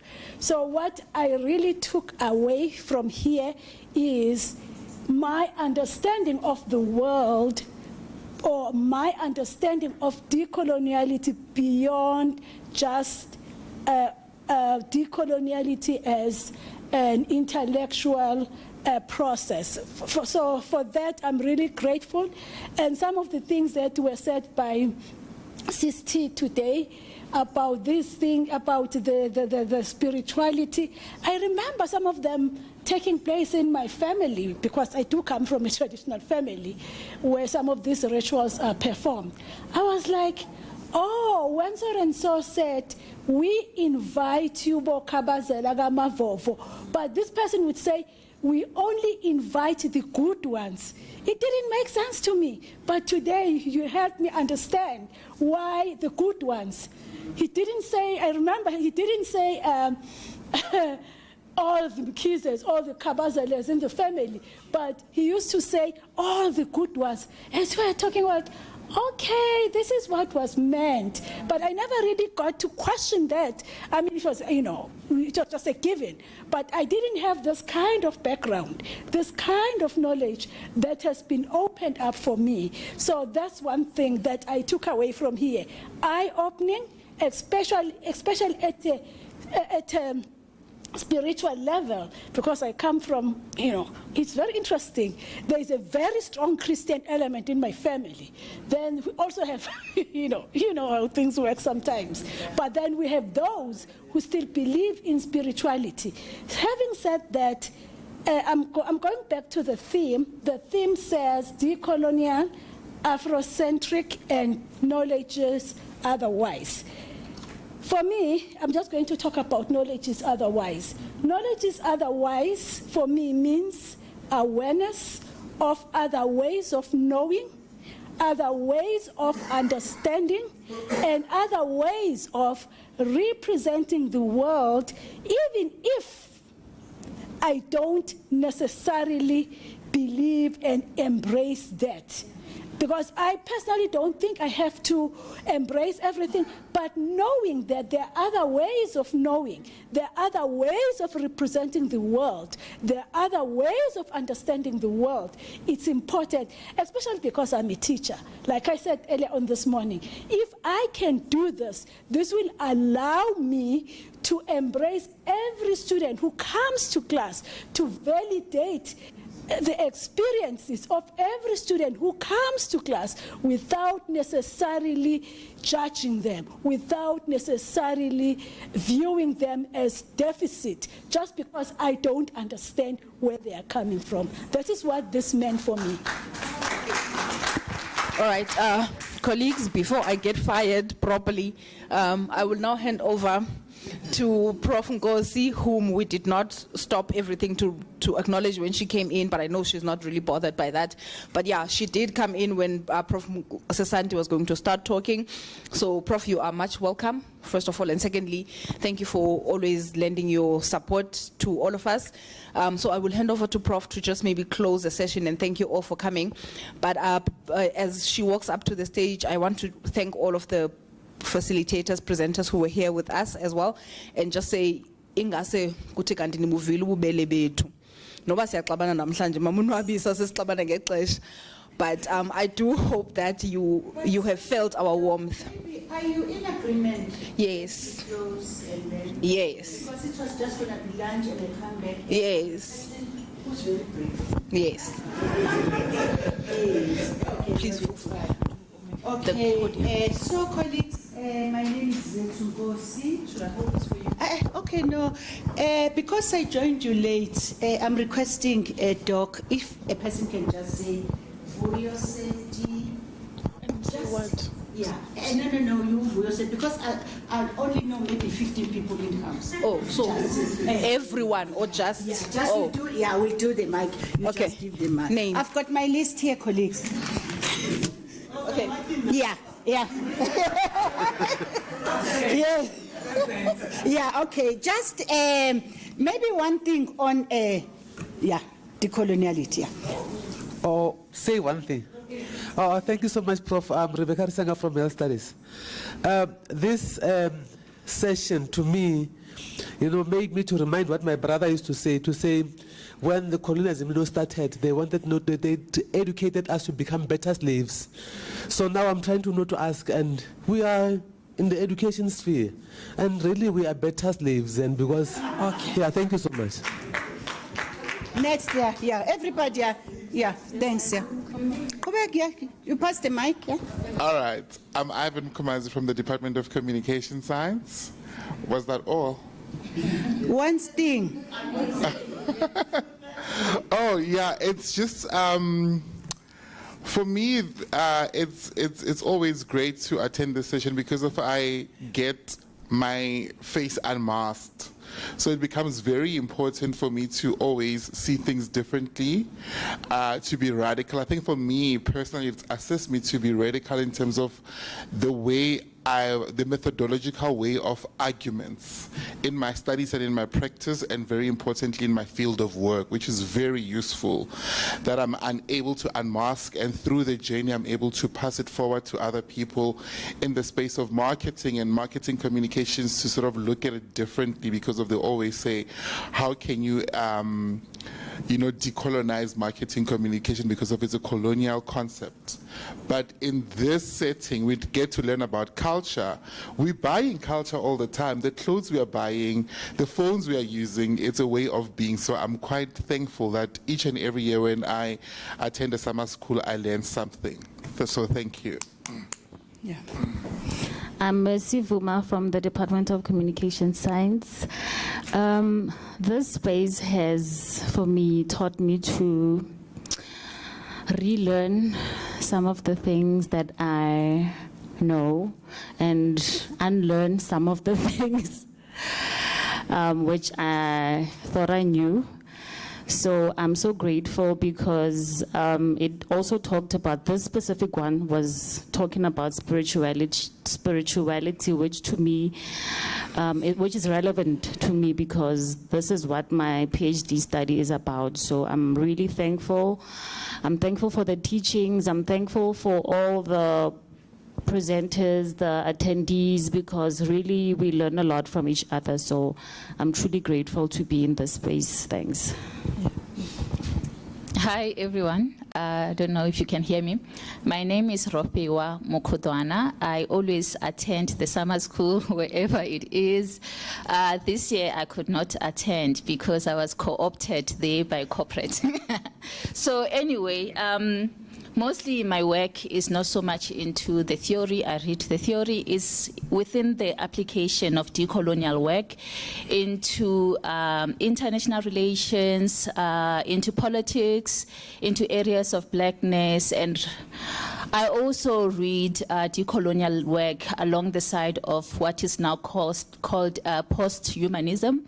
So that is also something that I read, and I look into what is the difference, what are they taking from decolonial work as they apply into this new Anthropocene world. So right now I'm interested in the area of ecological justice. Yeah. Thank you. Thank you.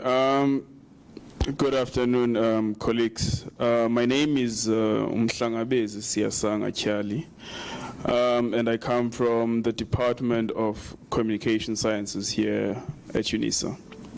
I'm quite excited to be here, Professor Ngosi, and I think that for now that is all that I will say. I would have loved to be here for the entire week, but I think that responsibilities that were outside of my control, and I think that Professor Ngosi knows what I'm saying about this. But thank you, colleagues, and it's nice to see everyone. Thank you. Thanks, Prof. Curtis Love. So I wanted to raise my hand earlier. So let me offer a story that I know, and I hope it's not too cryptic. But the Syrophoenician woman goes to Jesus and she says, even the dogs can eat the crumbs under the table, huh?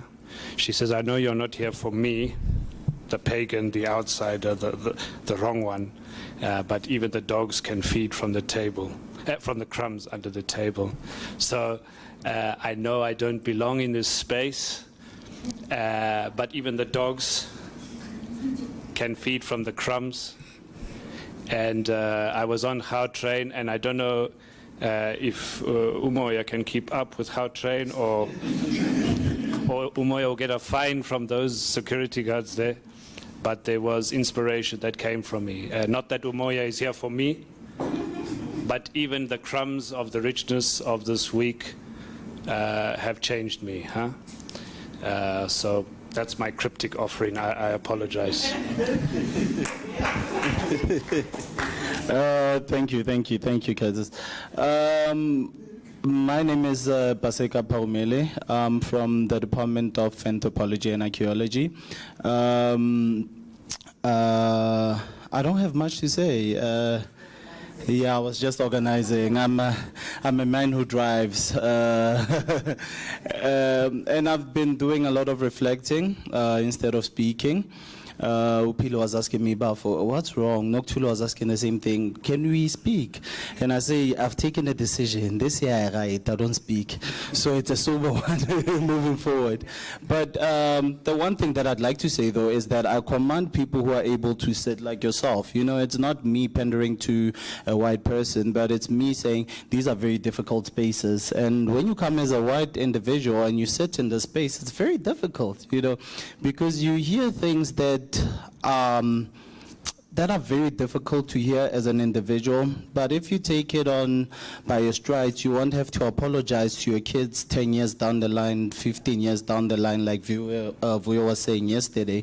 You would have learned, and who knows, maybe it would have transformed you as an individual, and you would be able to teach others who don't want to avail themselves in this space, you know. But outside of that, I want to say that it's very difficult here. You know, when you speak of matters of spirituality, these are very complex things. Matters of religion, very difficult things, and it's easy to feel offended by the space. But, you know, we are all here to learn, and we are all here to introspect and reflect and see what we can do moving forward. The only problem is, a lot of us, when we started with the space, you had a wall right in front of you. I don't remember who was saying that they see colonization, especially, not colonization, specifically white supremacy as a wall. What it does is that it makes you very defensive, and anything that comes to you, it feels like it's a personal attack. So it becomes very difficult for you to take everything that is coming your way, for you to change your mind or to rethink where you come from, because white supremacy or whiteness and coloniality are processes that have taken you for so long they've been ingrained actually into you, and it's a part of you. So now when you start questioning these ideas that you have, it becomes very difficult and it becomes very scary, you know. But I'd really like to commend everyone and speakers. This was very educational. And the organizers, last thing. The organizers, you know what happened? Several years back when I came to Unisa and attended this summer school, the people who were doing presentations, the keynote speakers, which is you, were all these professors, everyone from all over the world. And what the organizers were able to do was that they were able to practice what was being taught at that time, whereby you have people on the ground who are doing the actual work. You don't need to have a professorship for you to be educational, for you to teach us, for you to make us introspect. And now it is here, it is being applied, which is a huge improvement. It shows applicability of practice, because most of the time you just speak things, and I know that we've had these questions where, what are we doing? Where are we going? But I just want to say that we are seeing practice, and I'm happy. Thank you, colleagues. Is it still the morning? Oh, good afternoon, colleagues. Yeah, sometimes I get lost of time, so that's why I'm asking the guy here if it is still the morning. My name is Pilangani Sibiya. Undaba omkhulu. Yebo, cha. I'm grateful for such a space. I come from the information science background, and I'd say I was lucky enough to be hooked in some way into the transformation space. So for me, just a matter of unlearning a lot of things academically, because as much as I am still young and learning in a way, but I would want to say that I come from a very strong, although I'm still questioning a lot of things they do back home, but I come from a very strong traditional background, because most of the things that I was raised into or through are mostly Zulu motivated in a way, because yeah, I practice a lot of cultural things. So this kind of session kind of like introduced me to relearning and trying to unlearning a certain part of the things that I already know. Academically, so yeah, we have got a huge challenge where I come from because of the theories and the knowledge that we have. So I think such a space is going to help me develop materials that are going to question a lot of those things. Thank you so much. Thank you. Good day, colleagues. My name is Lehasa Mloi. What this space has done for me since 2013 as a continuation is that it awakened me from my slumber. Having been in Unisa for a very long time, I was an agent of something else that I did not know. But I was called a teacher and I was teaching. until my eyes opened while in front of the class that I don't know what I'm talking about. I'm teaching what they wrote that I should teach. And then there was an awakening. And this place created an avenue for asking questions that I have longed to ask, and which also enabled me for the first time to start learning to write, presenting in conferences, traveling, and bursting up my soul. And I'm very grateful, and in particular to realize that I don't know, but that I want to know. And I'm very grateful in particular for this summer school, which has rekindled the fire in me, that we can start an academic year empowered to go and search and desire to know, but more in particular that it went beyond just an academic conference, but that it came to a personal space and it opened up certain sensitivities. And so I'm really grateful, and also for enabling me to meet fellow scholars. Thank you. Hello, everyone. My name is Pesihle Jojo. I'm a former member of the Department of Anthropology. Oh, okay. My name is Pesihle Jojo.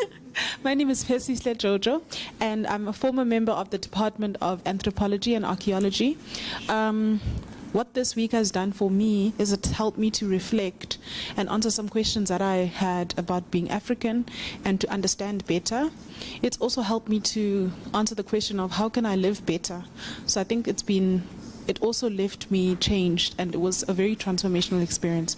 So I'm very appreciative of that, and thank you to the speakers. Well, hello. First of all, I'm very grateful to be here. My name is Nayara Kali. I was Erika translator. And this has been like the most complete learning experience for me. To be here engaging with people from different places, backgrounds from Africa. It is really a dream for someone that thinks about decoloniality and the decolonial processes.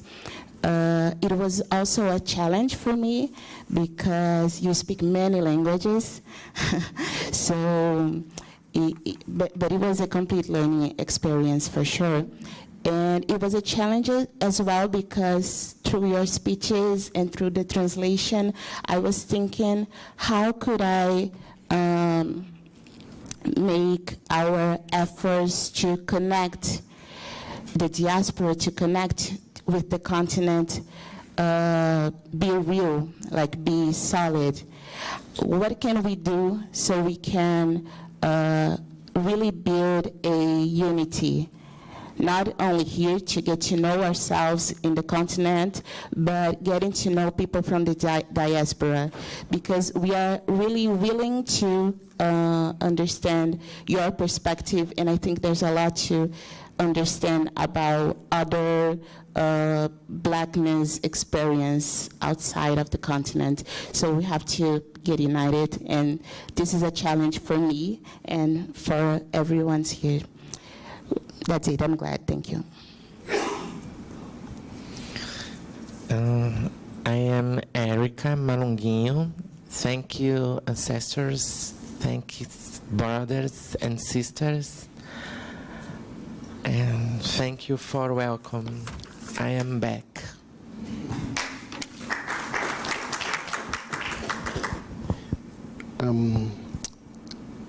My name is Murakinyo Akintolu. I'm from the UNESCO Chair of Open and Distant Learning, University of South Africa, Unisa. I just have, I don't know, maybe it's a word or a phrase or a statement, but the thing is just that healing does not come in a day. Yeah, good afternoon, everyone. I'm Ayobami Adekola. I'm from Institute for Gender Studies. I'm grateful for the opportunity to be here. I've learned so much. And coming from a public health background, I always struggle with how do you Africanize the contents of something that is so scientific. But going through everything that happened this week, I've learned so much. I've also unlearned and tried to relearn a lot. And one thing that I have now is that at least I'm convinced that our African philosophies is not in any way inferior to Western philosophy. And so with that, I will approach my work this year with that mentality. Thank you.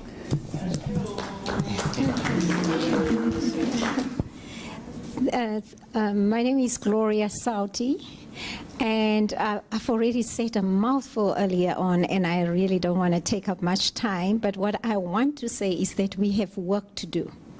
We have work to do to Africanize our educational systems. We have work to do to ensure that we understand each other as Africans. We have work to do that we break the walls of apartheid, colonialism, and the master slavery mentality that still is within our very minds. We have so much to do, and I would urge us all to do it together in unity. Let us not just earn salaries, but let us work hard and make a difference. Thank you.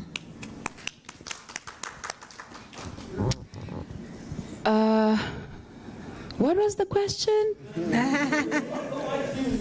What I've learned. What I've learned from. Okay. Zandi Khatebe. I'm at the Political Sciences Department, Unisa. But I'm also, I think, privileged because I sit as, I think, one of the academics who has really seen the fruits of the labor that comes from these sessions. I teach and lead a module on decoloniality, Africana thought, discourse, and critique, which is, created from these very conversations, connections, and provocations. I also sit in the Black House Collective outside the Ivory Tower, which is a space really where some of these ideas, take root, because we believe that decoloniality is also about praxis. In fact, the two go hand in hand. And what I have relearned in the 3 sessions that I've attended here is the necessity to keep that in mind, that we cannot only simply theorize about these things, although theory has its place. It's very, very important that we understand and dissect the nature of the wound. But also we have the task of addressing the wound. And that task has to be done with safe communities, brave communities, and that's what the Black House Collective has been outside of me. I'm also extremely privileged because this is the 2nd summer school that I've attended this year. The first one was just the week before, which is why I couldn't make it on Monday and Tuesday. It was at the University of Cape Town. And I just want to say, if Unisa does not understand the gift that it has, and the work that this conversation, this particular summer school has produced and continue to inspire, then we are at fault. Because some of the people who are leading the decoloniality agenda in spaces like UCT and UKZN are people who were cooked from these very same walls by the works that we've done in the past. And pat yourselves in the shoulder. I know it has not been easy for us. Sometimes when you are the first child, you tend to get most of the punches. It has not been easy for us. But let this particular summer school be an inspiration. Yes, let me stop there before I preach. Thank you. Okay, thank you for that. My name is Bongani Mukwanza. I'm just I work here at Unisa under the Department of Art and Music. I was before that I was a curator at the gallery for like 13 years. So I'm one of the house mouses here. Like I've started with this collective when it started around 2014. So some of the comrades that are here with us, we've been in that journey. The turning point for me was when perhaps I visited Barcelona, 2016, where really it changed a lot about what I thought I knew. The art space, we know it's very liberal, almost like a white space in South Africa. Just going into a museum as a black person is quite intimidating. The artifacts that are in there, you don't know how they are acquired, for what reason. Some of those artifacts includes our ancestors' bodies. It's quite a lot to talk about. So also it changed the way that the collection that I was curating, the direction of the collection that I was curating at the Unisa Art Gallery. Because when I was there, I was like just Dr. Maloya said, I was just there doing my job, collecting, doing exhibitions, but I didn't know what I was doing. So being part of this collective really centered me into a particular agenda, a particular theory. It really transformed my practice. So from there, I started collecting towards Afrocentricity. I started collecting artworks that talk to decoloniality, artworks that can be used as a resource to be used as part of the curriculum. So I invite really people to do that in their spaces. When we go to the library, we need to find books that talks to these theories, these ideologies. When we go to the art gallery, you need to find artworks that you can use for research. If we look at Bantu education, but it was Bantu colonial Christian education. It was packaged at a particular ideology.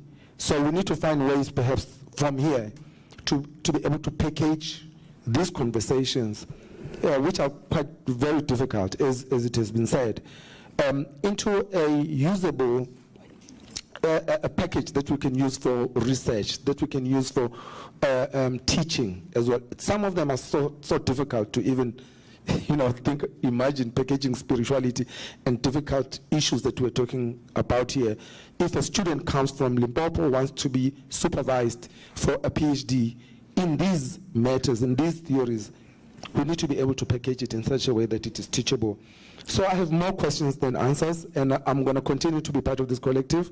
I want to end by just two quotations. The first one. One quotation. One quotation, okay. One quotation, okay, Frans Fanon. All my body makes of me a person of questions. Thank you. Okay, thanks. Are you raising your hand? No. Oh, done. Let's continue. Wait. It will comment, then I'll give you. Yeah. You'll have. Okay, yeah. I am Ihlubi Veli Mabona Ukhatebo Mthimkhulu Bungane, and it's been a privilege being here and listening to great minds. It's funny that last week I was watching a series called Our Universe. It talks about how the universe was created, and it had me questioning everything. And coming here this week has got me questioning even more. So the only thing I can say is, what I've taken away is that we are not our ancestors' wildest dreams. Our ancestors are our wildest dreams. Thank you. Thank you. Dumisile Mkhize, but you can call me Dumi because that's how everybody calls me. I have already told you what I took away from this, so I'm not going to repeat it because I want to give other people a chance. But thank you very much to the organizers, and this was my first time to attend. And I'm inspired. I look forward to attending the next one. God willing. Thank you. Thank you. Hello, Prof. My name is Mutlatsi Khosi, and I'm from the discipline of philosophy. I have been attending Unisa Summer School since like day one, so and I intend to keep on attending because I must admit every year has its own surprise, and for me the surprise in this was just in the methodology of how we engaged with the speakers. Not necessarily, it's not what I expected. You know, you come here expecting a class, whoever's got the mic's got the authority, they're going to spew out the theory, we're going to take it in and go home. But it wasn't like that at all. So I think it's just a reminder that there's method in the madness, and the madness is where it's at. Thank you. Thank you so much. I'm Fiona Ferris-Leone from Linguistics and Modern Languages. I always had a craving for my culture, where I come from, what they do, what we've lost in the generations, and what this week has done for me. And I've always had that responsibility of how to address things, but how to address things without hurting anybody. But this week, I think I went back to feeling that responsibility, and I'm not craving for my cultural practices anymore. I'm starving. I am soon to go back to the Northern Cape to go and learn. I want to make that mahao, I want to make that soap. I want to do what we have not learned to do. And the best thing, not the best thing, there's been great moments this week for me. I woke up this morning with a song that played in my grandmother's house more than 20 years ago. And I've not heard it in more than 20 years. And I'm like, I'm going back to my roots. And I need to revitalize that which we've lost. Thank you very much. Thank you. Yeah. Good afternoon, Professor. My name is Simpiwe Sofanti. I'm from the Eastern Cape, in a place called Utinik. That's where I'm from, but I'm working at the DECOLONIAL. Of all amongst the many lessons that I've learned in my life, was one of the stories about King Shaka. When his mother had passed away, people kept quiet, but there came a man, an ordinary man, and said to him, King Shaka, if I have to die for what I say, then let it be. Your mother has passed away, it is true, but your mother is not the only and the first person who died, and will not be the last. So it can't be that the entire people are going to be subjected to this only because your mother passed away. And King Shaka, people were shocked, but King Shaka awarded that man with a large number of cattle for having raised the question. And also one day, Shaka was outlining a strategy for the army. This man stood up and raised the question and said, but King Shaka, I think that there is a weakness. And they turned around and they wanted to shut him down, saying that how can you speak after a king has spoken? King Shaka instructed them to keep quiet and said, this is the kind of commander that I want. When you see that the general is making a mistake, you must raise the question and object and advise the general, because the general may be incorrect. So this space is supposed to be like that. Professors do not know everything. Thank you very much. Yeah. Good afternoon, Prof. My name is Nwabisa Kotiwe. I'm from King Williamstown, from the place called Buyelembo Village. It's a space where we run a lot of programs that include holiday clubs. We speak about some of the issues that concern African spirituality. As a result, I was looking forward to attend a summer school that has to do with the issues of spirituality. And in my preconceived idea of issues of spirituality, I was thinking that in Zofike Unisa there will be you'll be burning some incense and we'll be walking barefoot, and the spirit will lead. We'll have fire, we'll have water, which I know as spiritual spiritual elements, you know. So, but I learned a lot. I learned a lot from these discussions. I think they have broadened my thinking and my mind, and I have taught myself to unlearn some of the things that I have learned, more especially those that are so limiting, you know. I'm so grateful, and I'm looking forward to having you in King Williamstown someday, you know, to host you so that we can go to these rendezvous and experience temperature, the way our mud houses control the temperature, as if there's an aircon. When it's extremely hot outside, our mud houses with thatch roof, they keep it cool. When it's cold, they keep it warm, you know. We're looking forward to host you, and so that we can have those experiences, and so that we can visit these sacred spaces. You know, yesterday when we went to the outdoor tour, I didn't know that we'll go to Isivivana, the hip stones, of which, in my belief, is a spiritual hill. I'm not supposed to go to Isivivana without making sure that it is cleansed. As a result, I had a nightmare. My husband can tell you. I didn't sleep last night. I had bad dreams because I have visited a spiritual space without asking for a permission to visit that space. So I have learned, some of the things were confirmed to me that it is true. It is true that you don't go to caves without a cleansing. You don't go to Isvivan without a cleansing. And thank you so much. Thank you for the experience, and thank you for the love and warmth. Thanks. Thank you. Nyana katatu qotiwe ukatyeni mama ndondela inkomo ezibomvu. I must tell we had a great experience within these few days, and my only appeal with that the university to take this out of your comfort, to take it to where it belongs, to the people, to the villages. I think it will be more meaningful if you take it direct to where it belongs. Other than that, thank you. Thank you. Dumela, Professor. Dumela. My name is Owen O'Quinnigan. I'm from Dublin, Ireland.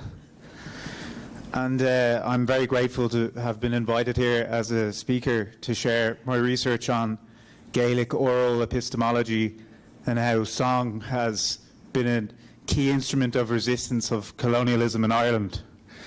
And even though there's a litany of reasons to exclude or suspend discussions on Irish anti-imperial struggle due to the way that Irish bodies were used and weaponized in enforcing racism and colonialism, the committee decided to invite me so that I could share my the Irish experience of colonialism and decolonization. And I have learned that colonized people are partitioned from each other's experiences around the world, and that's part of the design of modern colonial education. And that relating our experiences and relating our histories and our presence together, we can unpack and deconstruct that, and we can also diagnose this poisonous recipe of white supremacy and begin to build a better future for all colonized people around the world. So thanks very much. Thank you. Good afternoon, Professor. My name is Roberto Hernandez, and I come here from San Diego State University in California, although originally my family comes from Mexico, myself born in Mexico as well. So first of all, I thank you and everyone here for both the invitation and the kindness and hospitality that I've been able to experience while here. And in thinking about, you know, the three main topics of the summer school, you know, I came here not just to share a little bit of what I've been fortunate to gained along the way, both in the academic sense, but also in the ceremonial way with my peoples back home. But more than anything, I came here also to listen and to learn. So I'm very appreciative of everyone and everything that's been shared here. In thinking also about knowledge is otherwise, the one thing that really stands out to me over the week is the continued necessity to deepen our own thinking, and even when we think we have learned something new, when we have arrived at a new understanding, that it is only then that new blind spots we didn't even know existed will then present themselves, and we'll have to continue then addressing those blind spots that were previously not even visible. And so in some of the work on decoloniality, Enrique Dussel in his Politics of Liberation, he has a reworking of a concept of corruption. And I share that because I know that, you know, in the African context, the way that that word has been used and misused, and the politics of it, it's always been part of an imposed narrative on the continent. But Dussel says about corruption, it's not just those on top that are getting a bribe and those giving the bribes, right? Because if we only understand corruption in that way, it becomes easy to then say, oh, that is bad, I want nothing to do with it, I clean my hands of it, and then I don't engage politically. And so for Dussel, corruption instead is in the word itself. It's a co-rupture. It's a co-rupture of the politician that begins to think themselves the source of power rather than what is really the fundament of power, the people, right? So in that sense, with that co-rupture, the people also have just as much a responsibility to engage in praxis, right? To get our hands dirty and do that work. But here, you know, I was thinking of this with the last session with Professor Santi. You know, as much as I agree with Dussel, you know, I think you helped us also reveal the deepening of that co-rupture, right? The rupture of our relationship to our mother, both our mothers and our mother, the earth, you know. So again, right, as much as I pride myself in my engagement with Dussel, I keep deepening, you've helped deepen that understanding of Dussel and corruption. And hopefully, you know, in thinking about corruption in this context, we could think about that corruption with our mother and the need to reconcile that corruption. Thank you. Thank you. Dumelang bagaetsho, dumelang Prof.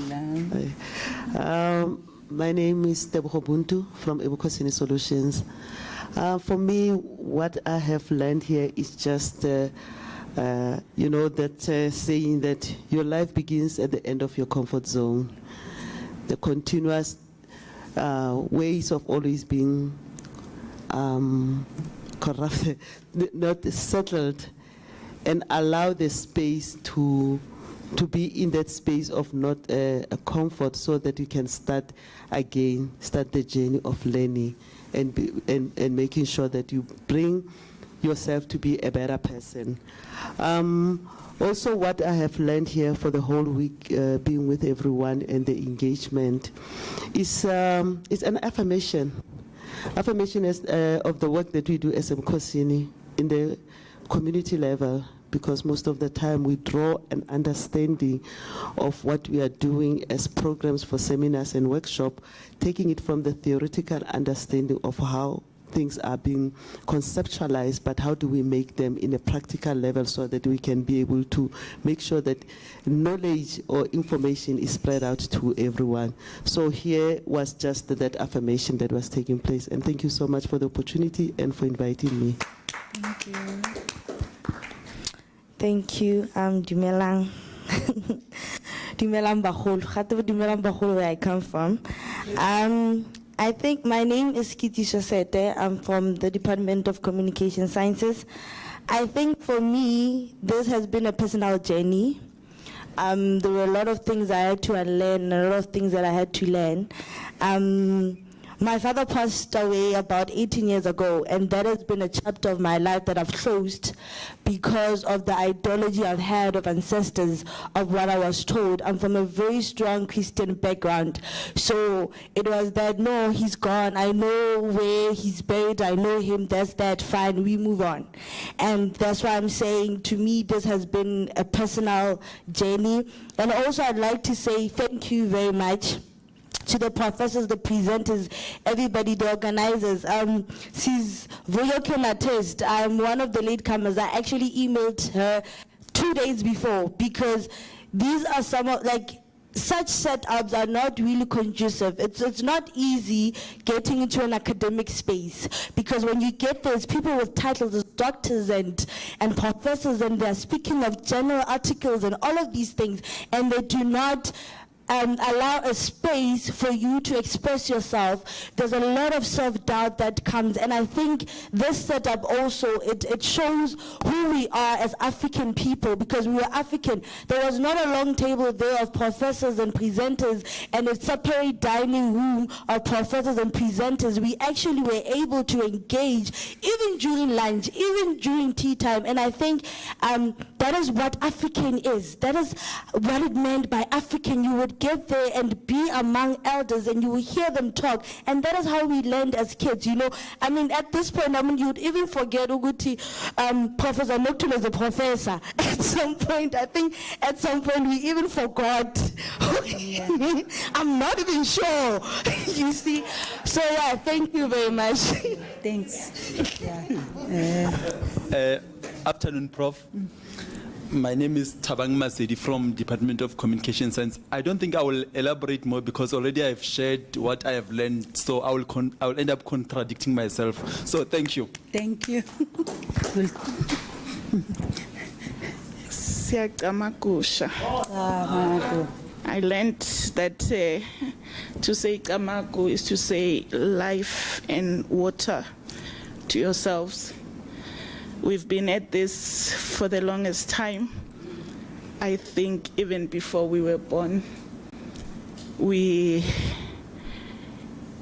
had a desire to be our own government, not to take instructions from outside, those that will distract us from a path that we are yet to define. We continue to define.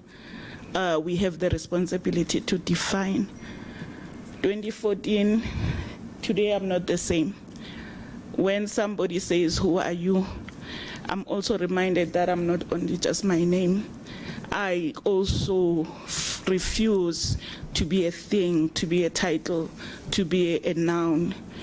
I understand that I'm bigger than that, and I shall always try to define myself outside of the confines that capitalism seeks for me to normalize myself. It's really been good to be in this space. I just want to say I hope I gave as much as I took, and that I was ethical in my engagement with all of you, and that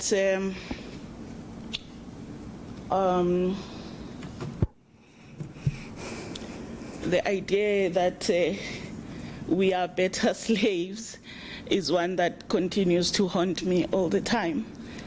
And I think everything that I am and everything that I've shown in this space has really been a fight against that, as I center a God self in the space that is informed and driven by Umoya, that does not respect the vicissitudes of capitalism and coloniality. Thank you. Yeah.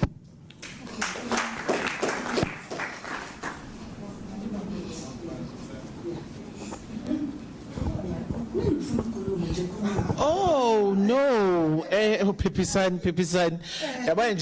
I was sure that I was going to even forget. I just wanted to, when Ubongani was talking about Ibantu education, I was saying, Uti, we must never forget and also not forget to include the royal education lapo, because with royal education, we were initiated to be royal subjects.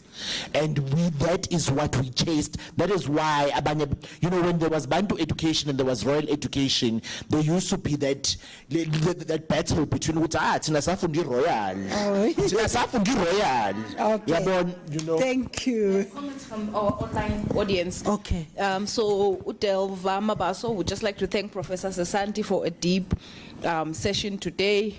He says you are unleashing the truth. And then Anemi Ber, that's what she said, pronunciation of her surname, from musicology says, I wish to thank colleagues for tolerating my presence. The responsibility of teaching your children weighs heavy on me. Listening helps me to do better. Thank you. Yeah. Yes.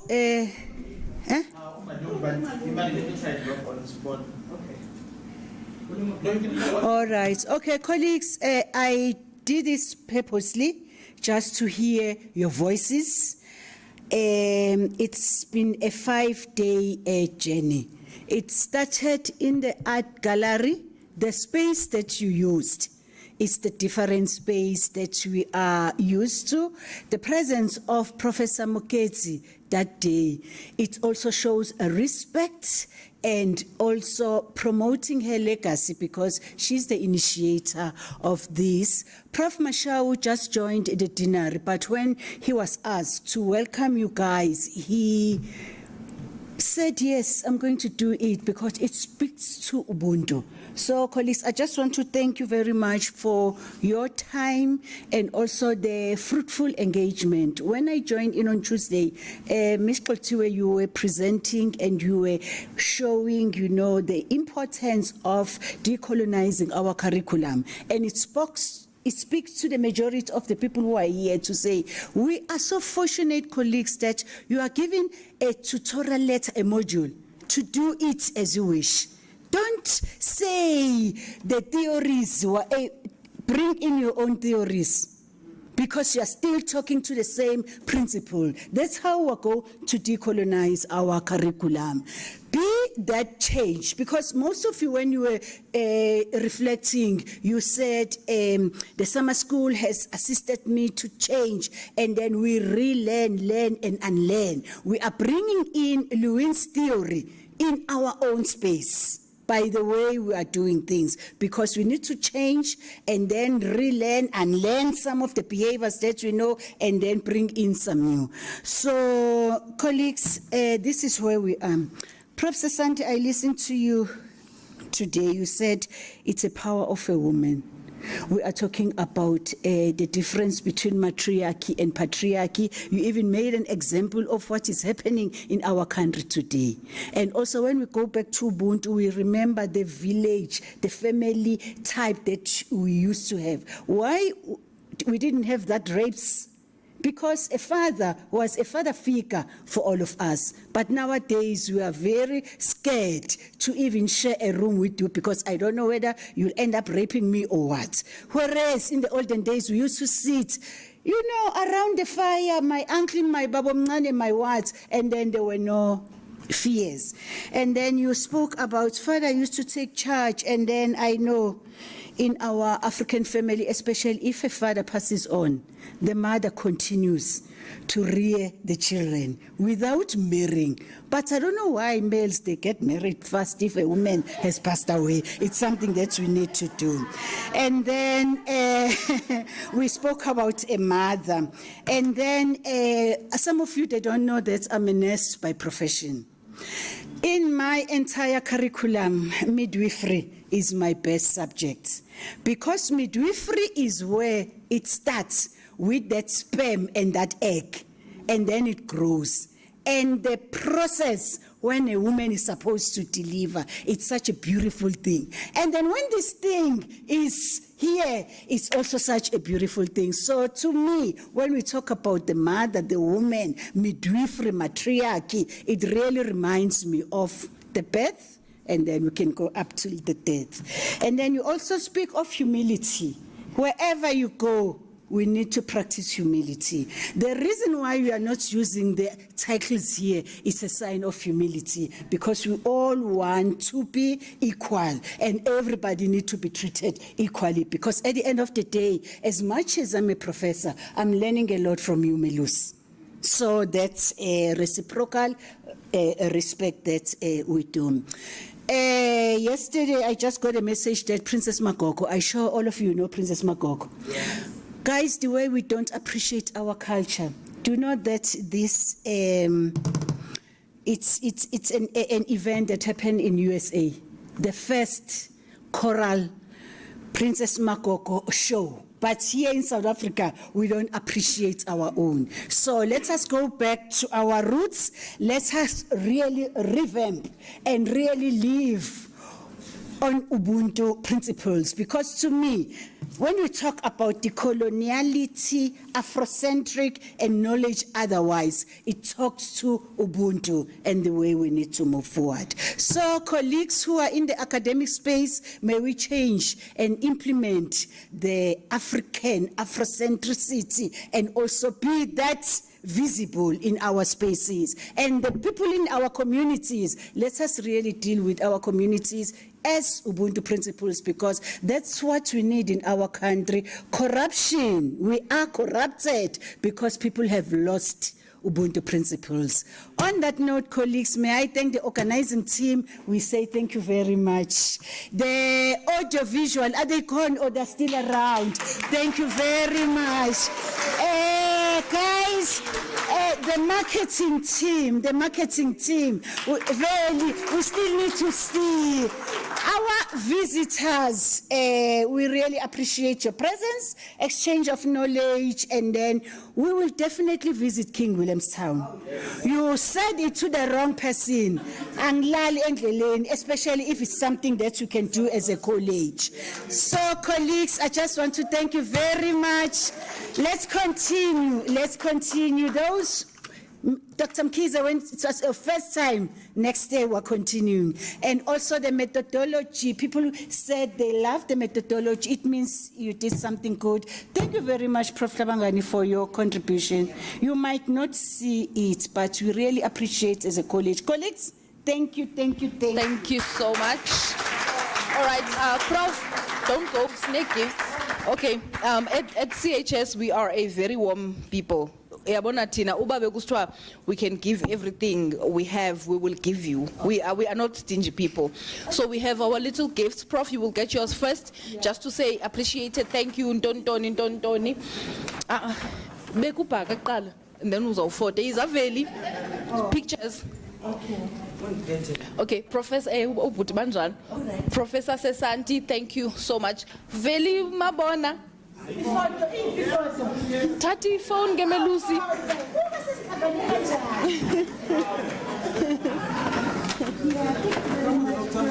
Oh. Are you still setting up? Eh? Petri? Take your phone. If only this is on transfer. Take your phone, Melusi. Where's your phone? Tata Yamge. No, my engine. Okay. We just for the college. In my car. What's Africa speaks, yes.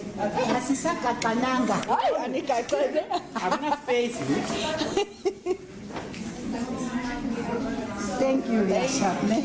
Thanks. All right, Professor Hernandez. It's your gift. Oh. Okay. Yeah. So do want to go in okay. Choose a Nikisa. No, Prof. Jigisa, no, you need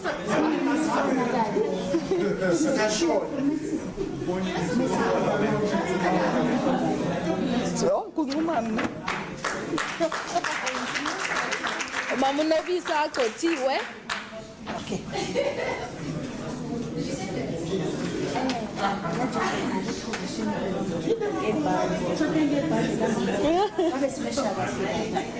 Aso hlulka mawele tatu tsetsi qotiwe izothatha na. All right.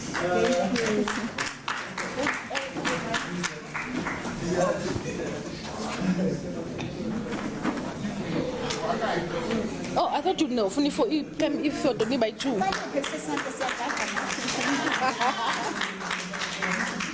Thank you. Owen O'Quinigan.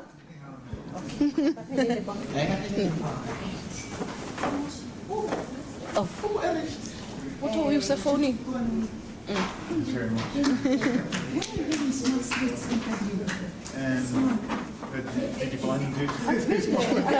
Yo, have a lot of potholes in the video. Mama Buntu.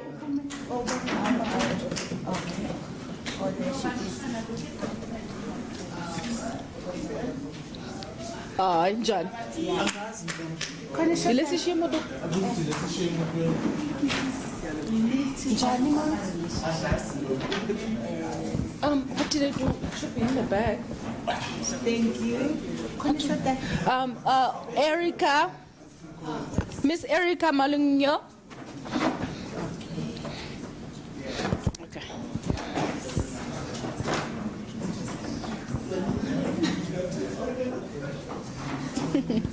Yeah. Thank you. Thank you. All right, Nayara, Melusi just went to collect yours in the car, eh? Your gift, Melusi went to pick it up. He'll be back now. Okay, so we are going to have lunch. The kitchen is literally going to murder all of us at this point in time. They've been waiting, but. Okay, Veli, ngicela unitsalele le poster lento ke Africa Speak. So colleagues, colleagues, next week we have 2 seminars that are to be presented for us by Owen O'Quinigan on the 25th and on the 27th. This will be in Winnie Madikizela Mandela building. On the room is 1110. So please, if you can come through, please do come through. This is the one poster, and this is the other poster. Veli will be sharing these posters on all relevant platforms, but I will be emailing them to all of you. I hope you can attend. Thank you. Let's go eat. Yeah.